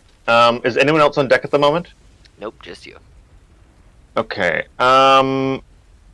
I don't know if the spell works this way, Alex, so if you think it doesn't, I have other ideas. But I'm going to try to quickly whip up a rarest telepathic bond as just like a pulse for any willing creature who's awake. Be like, hey, possible person overboard, come help. I think the spell takes a couple of minutes to cast this. Oh, does it? I always get that mixed up. It's one One action. action. They have to be willing, and you cannot be willing when you... So anyone who's awake, I guess, could be willing. I will tell you that, yeah, the only person that could be awake, and they have to be of your choice of range. Yeah, I mean, if they're... I'm gonna roll... No, none of the crew are awake. They're all asleep. They were asleep when you came upstairs. Fizz was asleep. The only person who might be awake would be Fizz, but even then, I think Fizz is probably asleep at this point. The rest of everyone's Probably. asleep. So, yeah, So so no one I'll answers to say- summons. I'll just yell as I run to the front of the ship. Yeah, and be that's like, fine. hey, Yeah, someone's don't overboard. feel like you have to burn a 5th level spell slot. But yeah, you can yell, but over the thunder and the crack of the lightning, you don't know if people were able to hear you. And when I say you see a humanoid shape in the distance, it's towering in size. It's not okay, I like must Walking on the water? maybe, you don't know. Okay. Oh shit. What else? As you move around the boat and kind of look around, you see the giant towering figure that appears between lightning flashes. Seems to be getting closer and getting bigger. And the waves that are hitting your boat and rocking it are hitting it at a harder, more frequent, but regular rate. And the Okay, boat's I'm gonna getting try slow something and else. buttery. Since my yelling's not working. Okay. I'm gonna cast animate objects. Okay. Objects come to life at your command. It doesn't say I have to see them, so just things between 120 feet. So I want to choose like 4 or 5 medium-sized objects that would be loud. I've been below deck, so maybe barrels or maybe like cutlery, and like smash them loudly to make a loud boom downstairs to like wake people up. All right. We'll say that you can certainly do that, and all of you downstairs, make me perception checks at advantage as these things just start smashing. And this, I believe, is a concentration spell, right? I'm very Is it? sleepy. Yes, it is. Concentration up to a minute. That's fine. Okay. A 10, a 22, 23. Cool. The 3 of you wake up to sudden just smashing and crashing of things down here that don't sound like they should be. But you see the rest of the crew. This does not seem to be the first storm that they have likely seen as, seafaring folk. So they are still hard asleep. And I'll keep yelling as well. And now you can all hear Anthea, not so much, but the other two of you, because you're still got some sleep in your eyes and you're just paying attention to things that are going on directly around you. But Fizz and Kaylin, you hear Fizz yelling with abandon. Hearing this, I will jump up and grab anything that I didn't have on me and start running up to the top of the ship. If I can't fully make out what Pax is yelling about, I would just be frantically shouting, Pax needs our help! And I will, as I'm running, if Anthea still hasn't started moving, I would stop and shake her to consciousness and be like, hurry up, get up! Pax needs our help! And then I would just take off up the stairs. Okay. You guys have not been able to benefit from a long rest yet. It has been interrupted, and you have been woken up mid-rest. And you guys can move yourself up to on the ship wherever you want to be. But we're going to go ahead and take a quick 5-minute break, and then we'll come back. Break time! Let's go. Woo! Break time. Be back in 5.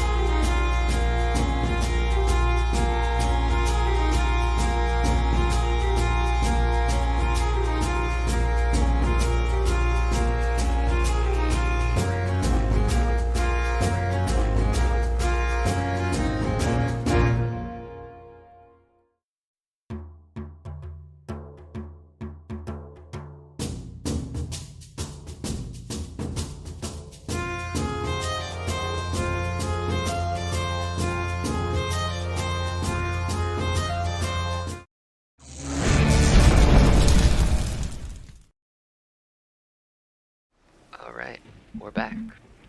You guys heard Pax yelling with things being smashed around downstairs. And I'll move you up top of the ship with the rest of your compatriots. Your long rest was interrupted by Pax's yelling. So yeah, you come upstairs and you see Pax yelling. What do you guys do? Yelling and pointing and waving to the big glowing weird thing that's there.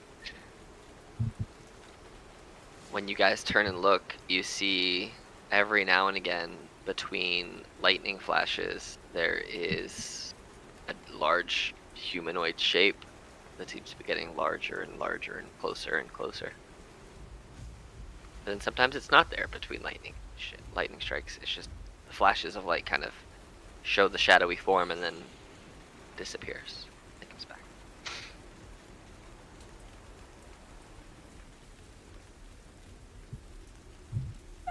What is that? Like, I have no idea, but it does not look friendly. Or agreed. But what is that? I have no idea.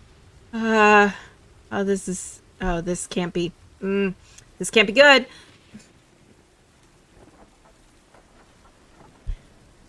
Should we wait the captain to maybe steer away from it? Like, can we escape it?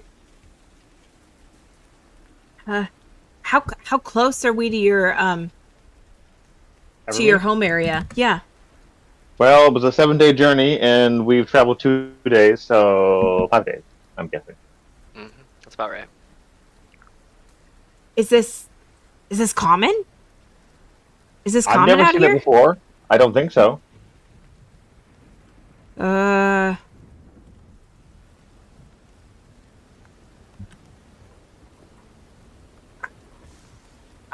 I don't know. I have no clue. I'm stumped. Well, do you want to go wake the captain or stand guard here? I feel since I've got melee, I'm better to stand guard, though I don't think I can do much. But yeah, can you go like rouse the crew and see if they can steer us away from it? Yeah. I'll go downstairs. I'll go check, and I will hurry downstairs, and I will wake up the captain, the navigator, and the magic person. Those are like my top 3 people that I wake up. That makes sense. As you run down the stairs, you see it for just a quick flash, and then you feel it hit the side of the boat, and the boat gets hit with a 31 for rock damage, which is actually going to be 35 damage into the hull, and just a giant hole gets smashed into the side of the hull, and those of you who are up here, kind of see it. This large creature who looks very unhappy coming your way. Lightning crackling around them, water seemingly parting as they get closer and closer, and now the boat has 35 damage done to it. That's not good. We kind of need our boat to boat. Yeah, when you're downstairs, you feel everything just rock as there's now a hole and water's leaking in downstairs. Kaylin, to all of you do is you see this giant behemoth of a humanoid slowly walking your way. I shake. I basically wake up as soon. First person I hit, bam, I wake them up. Second person, bam, wake them up. Third person, bam, and I get to Fizz, and I shake him awake, and I was like, Fizz, buddy, we got a hole in the ship. You gotta patch it. And then I just take off upstairs. You get back upstairs where Fizz has been standing this entire time, and he looks at you and he's like, I don't know who the hell you just woke up, but it wasn't me. Oh, I thought you were downstairs sleeping, because I thought you slept through all the stuff. No, that was the crew. They slept through it all. But you woke them up, and now they see that there's a giant hole in the side of the boat, and they all start trying to figure out, try to reach around and grab things to plug it with. But unfortunately, a lot of their patch scrap is not available to them now because it has been taken by somebody else to do upgrades for a cannon. Hey, listen, no one stopped me. You're not wrong. They didn't. It was a self-fulfilling prophecy of bad shit that's happening. Yeah. You see this giant getting closer and closer. Are we and rolling initiative? You tell me. What are you guys doing? As I get up to the top, I'm gonna shout to Pax. Try to talk to it. Tell him we mean him no harm and we seek passage. Okay, I will thaumaturgy do that in rotating in different languages that I know. The storm giants. Go ahead and roll me a perception check, Pax. I'm gonna run Perception, towards okay. the cannon in the meantime. I'm not so great at that, but let's try.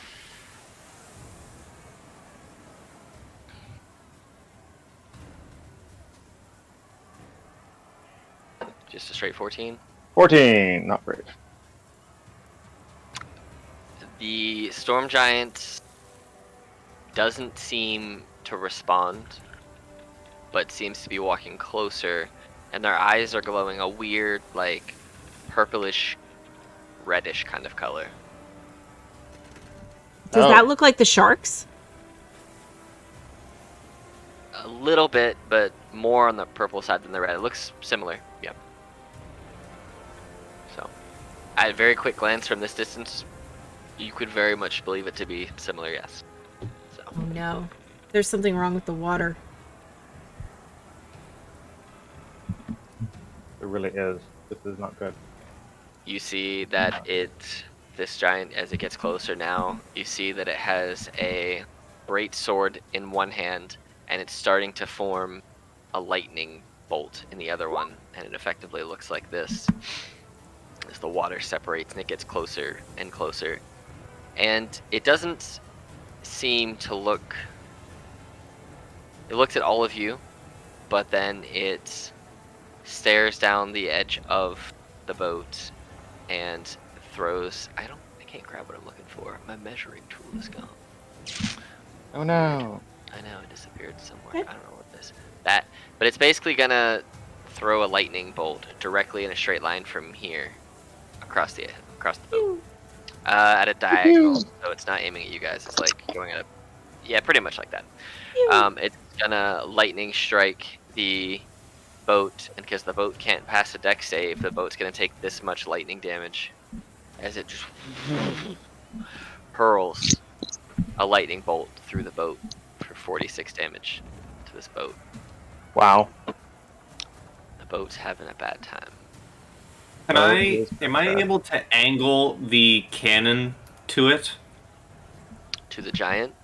Yeah. From where it's at right now, if you can get the boat turned, yes, but it basically cuts off like right at the corner there, so you'd have to get like a little bit angle on the boat to turn to get it, or have the giant come closer to you, because right now it won't turn that far. Okay.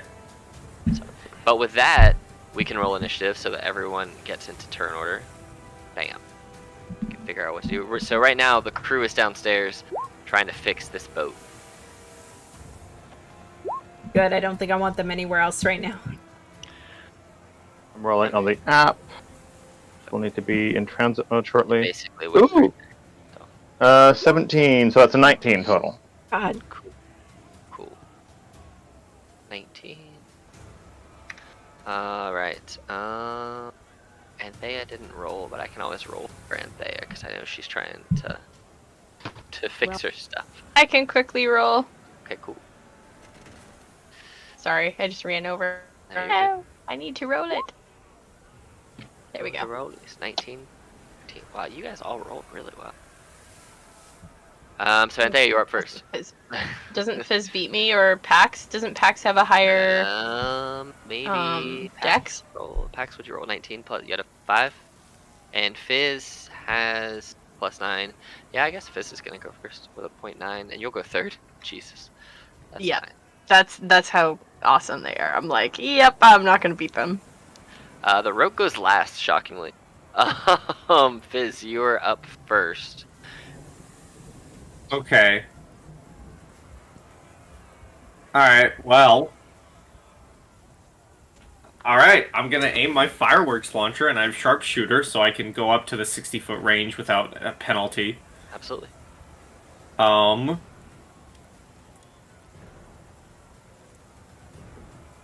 Okay. Let me just see here.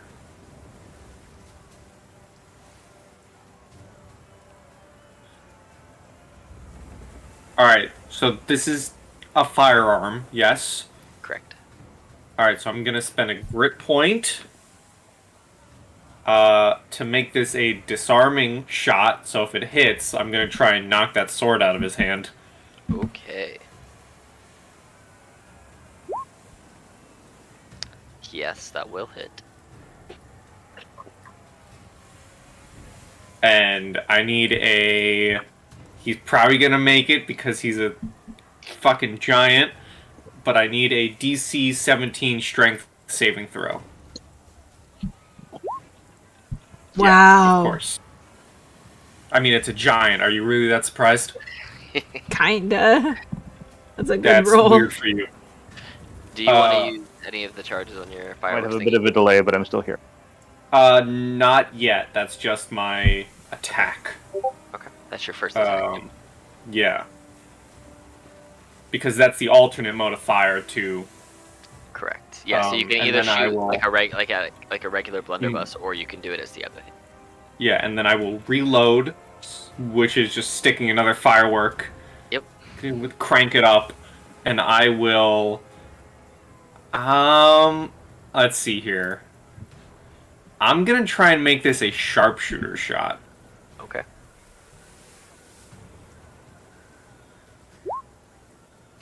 That will hit for 25. Indeed. Okay. And that is my turn. All right, Pax, it is your turn. Let me ask you this: do you want to continue to maintain concentration on objects that you animated? Sidious, get out of here! Yeah, he ran away. Oh, do you, Pax, want to maintain concentration on the items that wake everybody up, or do you want to use concentrate? Or you want to drop that? Yes, I'll keep trying to wake people up. So everybody is on the bus awake. here shortly, so I'll be dipping I'll for say a that few. Kaylin has told you, like, you knew that she ran downstairs to wake people up, and then she's back, so you can assume that if she didn't wake them up, the lightning bolt hitting the boat and the boulder smashing into the boat probably did. Got it. Okay. Then I think I'll try to psychic lance towards the giant and push it away. Okay. Do you need me to roll for you, or are you able to? Yeah, if you can. All right. What level do you wish to Oh. roll that at? You have up to 6th level. What level would you like to do?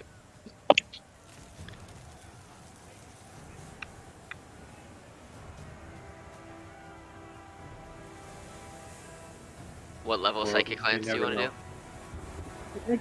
Let's do level 5. Level 5? Okay. Alright. Psychic lance. And then it's gonna be DC 7 intelligence. Which he got a 7. 27 psych. Oh god. I forgot that Thank goodness for this spell. This spell wrecks so much house. And you see as you hit him with, like, you focus and it's almost like a lightning bolt comes from you mentally, Pax, and you hit the storm giant, and the boat's still moving, but the giant just kind of stops in their tracks with the sword in one hand, and lightning kind of crackling all around them as the lightning flashes, and kind of you see their form getting thicker and more formed as they get closer to you guys.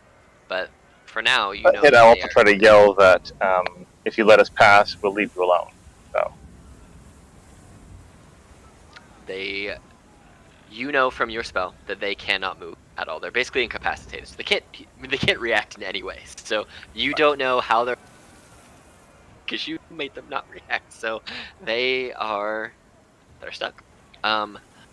So I will do this because you guys are effectively going to move away some. So I'll just move his token back a little bit rather than trying to move the map. So you guys basically move that far away on your turn. Anything else on your turn? I think that's it. Is Fitz nearby? I can kind of inspiration him. It's what? Is it 30 or 60 feet on the inspiration? Then I'll do it for Kaylin, since she's so close, I think. It's 60 feet, so you can inspire him if you want. Okay, we'll do Fitz. Yeah, do fits. Alright. All right, cool. So Fizz, you have a 1d10 bardic inspiration for 10. And Faye. Wait, I'm gonna attempt to. I'm gonna do this. I'm gonna try to do a confusion on him. So I'm gonna center it over. I'm gonna center it over him. I think it's like a 10-foot circle. Oh, my least favorite spell. Oh. My nemesis. I know. Sorry. That's No, why it's I always pick it. Sorry, not sorry. I'll kind of try to keep it like over here. Oops. Okay. It's basically a 10-foot, so you can just hit him with.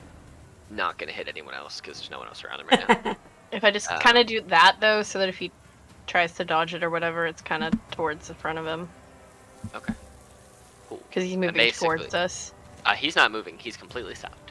Oh, he's stopped now. He's Oh. he's incapacitated. Oh, right. Basically. So anywhere you Axe cast got on him. him, Okay. he's in that spot. So that's Perfect. what a wisdom saving throw. 16. It is a wisdom save. Yep. DC 16. All right. He's actually good at this, kind of. Oh no. Just No, third be high. bad. Be bad today. Bad throw. No confusion. Okay. So the spell fades. And that's that. Okay. I will shillelagh, and that's about all I can do right now.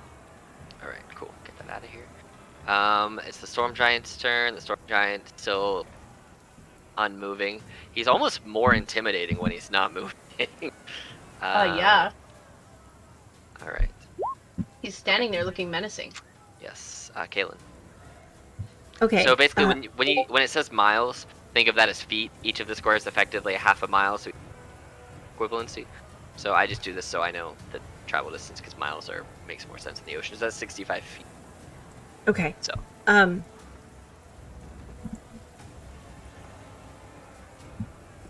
Okay, so Kaylin is gonna shout down to the people below deck and say and scream, "Some patch, some get the ship moving. We're buying us time." And Kaylin will run to the edge of the ship. She will pull out the sword and she will point it in his direction. And I'm gonna aim the tip of my rapier at, like, line it up and point towards his greatsword. And I'm gonna cast the single charge of darkness that I have, and I want to cast it on the greatsword and just engulf him in magical darkness. okay. All right. So you are Thank you. going to engulf him in magical. Oh. Sorry, I was trying to take off the charges. You are good. I'm gonna put this bone claw out here. Token. It's what, 10 feet by 10 feet? 10 foot radius? 10 feet by 10 feet, yeah. It's a 15-foot sphere. Alright. Let me see if this actually does what I want it to. No, I'm gonna have to do this actually. It's gonna be 1.5. There we go. So it's basically like that. Cool. Alright, see if I can put it behind. Two back. Alright. Yeah, he's basically surrounded in darkness. Yeah. Alright. And that is concentration, so I will use the ninjas for sneaky. I will use the punchy. Okay. Alright. And then very I'm gonna take a step more towards the center of the ship so I can try to keep my balance because darkness is concentration. I'm just shouting for people to start steering the ship, and I'm also shouting an apology to Fizz because now he's kind of like lost his target in darkness, but it seemed like the most efficient move right now. I'd rather make him lose his great sword if he has to ditch it to get through the darkness. Okay. As it gets to the top of the order, you see, or you hear coming from downstairs, "We'll get up there and drive the ship as soon as we get it not sinking." In response to you calling for someone to come and move the ship. Fizz. Okay. Here's a weird question. Can I, with all the work I've put onto this cannon,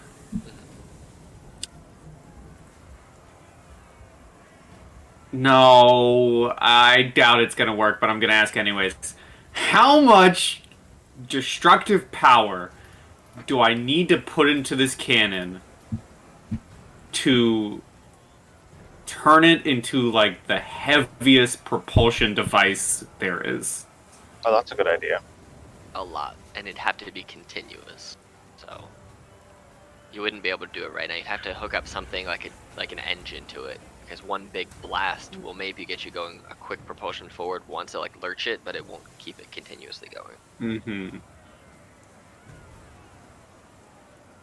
So there's not enough stuff on the ship, nor have you done enough work to it because of the lack of stuff to be able to do that right now. Mm-hmm.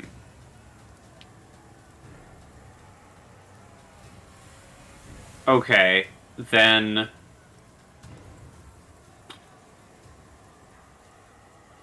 Man, I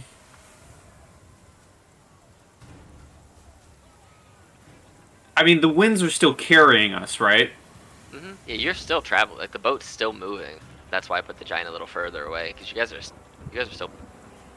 You're just moving in kind of a straight direction. You have not, like the boat hasn't shifted or turned or anything. You're still just going in that same direction. Yeah. Okay. Well then.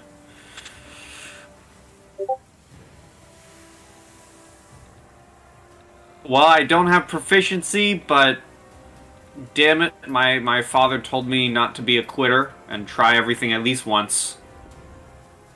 So Fizz is gonna try and take the wheel. Okay. Alright, you're gonna try and steer the ship? He's gonna try and turn it, right. Okay. So we'll say give me a... You don't have proficiency, so it'll just be basically a d20 plus, let's say strength, because you're trying to fight the elements and moving this big strong ass wheel at the same time, and you're not necessarily proficient. So just a straight strength roll. Alright. And if I can, could I add my inspiration to this? You already used your inspiration. Oh, your bardic inspiration? Oh, yeah. Yeah. Alright, so this plus a d10. 14, 17. I'll say that you have started to get it to turn a little bit. It's not quite all the way at the angle you want it to be yet, but it's getting there. Okay. So another round like that will probably get you where it needs to be. Martin fell off. Oh no! Get back in the ship, Martin. All right. Pax, it is your turn. And you see the storm giant, or you now know that the giant has the capability of moving. Okay. Does it seem like is it within range of yelling at it? Like I know I mobilized. You can yell. You don't know if it would hear you. The storm. Can you cast message to it? He can't see it. So any spell that requires you to be able to see your target will not work because it is covered in darkness. You don't need to see in order to use message. You just need to know where they are. Maybe. If he's within 120 feet, you can certainly try. Because you're now moving. You can certainly try and message it if you want to. If you point a finger toward a creature within range, you have 120 feet. Cool. And with the ship moving, Alex, is it still moving towards it, or could I like? It's moving. It's so the ship was moving away from it to begin with. It kind of turned a little bit more angular. Trying to get it so that the rear of the ship is. Fizz is trying to get it so the rear of the ship, so the cannon can shoot at the giant. You basically moved like 20 degrees, 25 degrees northeast from where you were. Okay. Or more north, I guess, because you were kind of northwest. So.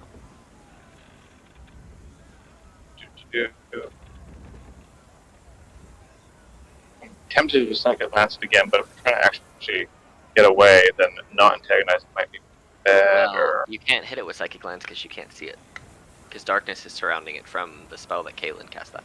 That's true. Okay. In that case, yeah, then I will go ahead and... Okay.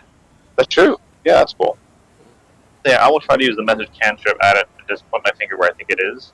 Okay. And say, we are leaving, wish you no ill will. If you follow us, then we will defend ourselves. Or something like that. Okay. You feel like the spell was cast, but you do not get any response. Right. No one's taken damage yet, so we don't need healing words. So I will just bardic inspiration. Kaylin, she's right there. Okay. Awesome. Thank you. Anthea, it's your turn. Okay. I am going to do something silly. Perfect. I'm gonna conjure animals, but I'm gonna do it at 5th level so that I can double what I would normally get. So I would like 4 giant toads. I can try to drag them in if it lets me this time. That would be lovely. It might let you. Go for it. Let's try it. It's weird because it moves over, but then it just doesn't let me drop it on there.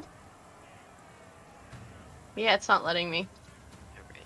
Sorry, Alex. No, you're good. I had to refresh mine because my one of my tokens somehow I was flicking through some stuff and it decided to give me a giant version of Julian Globeleader, my combat medic rogue for some reason, which is not needed here.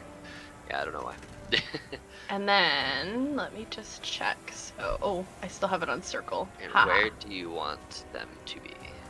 I would like. So this Actually, is 60 feet. How far is this? What's their HP and AC? Let me check. Sorry. Actually, it's 40 and it's 39. HP 39 and 11. All right. I have a 60-foot range, so I'd like to try and surround him, but if I can only get on one side of him, that's fine too. Like to kind of make a barrier about 60 feet away. Yeah, you can pretty much get them where they need to be. Like all over here, kind of Bam, bam, bam. You basically make a frog wall. Yeah. Frog wall! Love the frog wall. Okay. And then that's it for my actions. And then can I have the toads? Yes, you can roll, and they'll all roll at disadvantage because it's darkness that ignores dark vision and magical dark vision. That's why I put 4 of them instead of 2. So hopefully... So 4 disadvantaged attack rolls, and they could still grapple them maybe, but they could not swallow a giant. All of those miss. 4? All 4? Yeah. 6 and 8 and 2 nat ones. Okay, cool. Okay. By cool I mean not cool, but you know. Hopefully Alright. they're distracting. It is the Storm Giant's turn again. And it gets its ability back. But it can't see right now because it's got its sword. But it does know that there are things that tried to attack it because, you know, there are things in front of it.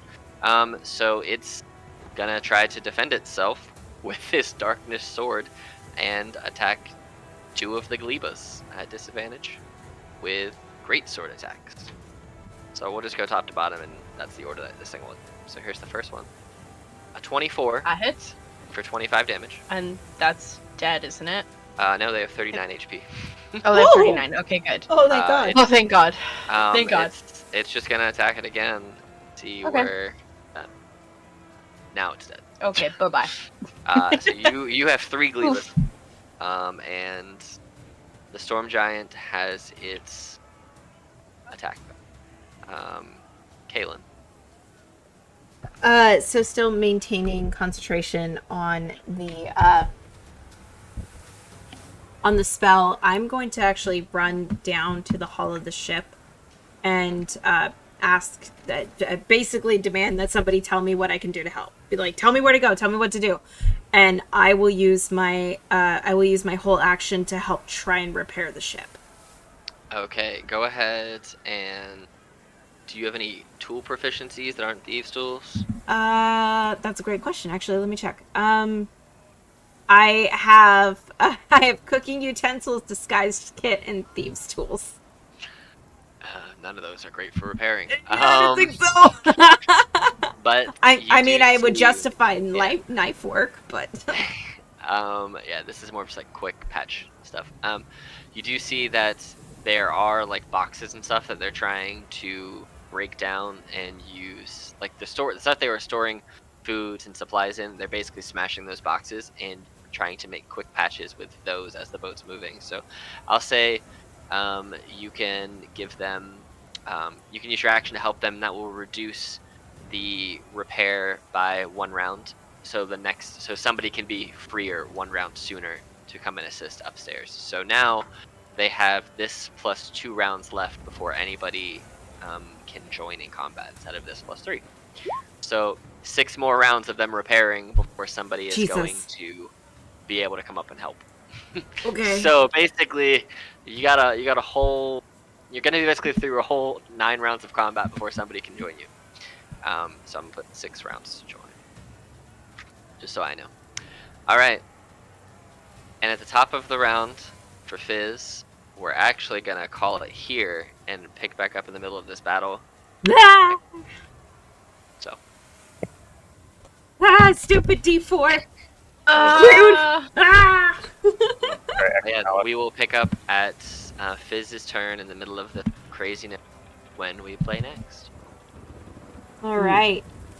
Great game, as always. It was great to play with everybody again. This is so stressful. Ah! All right. in the best way. In the best way possible. It's great to be back in the game. Great to play with you guys. Great to be under Alex's flagship again. Pun kind of intended. But for now, everybody say goodbye to YouTube. Bye, YouTube. Happy dungeon delving, everyone.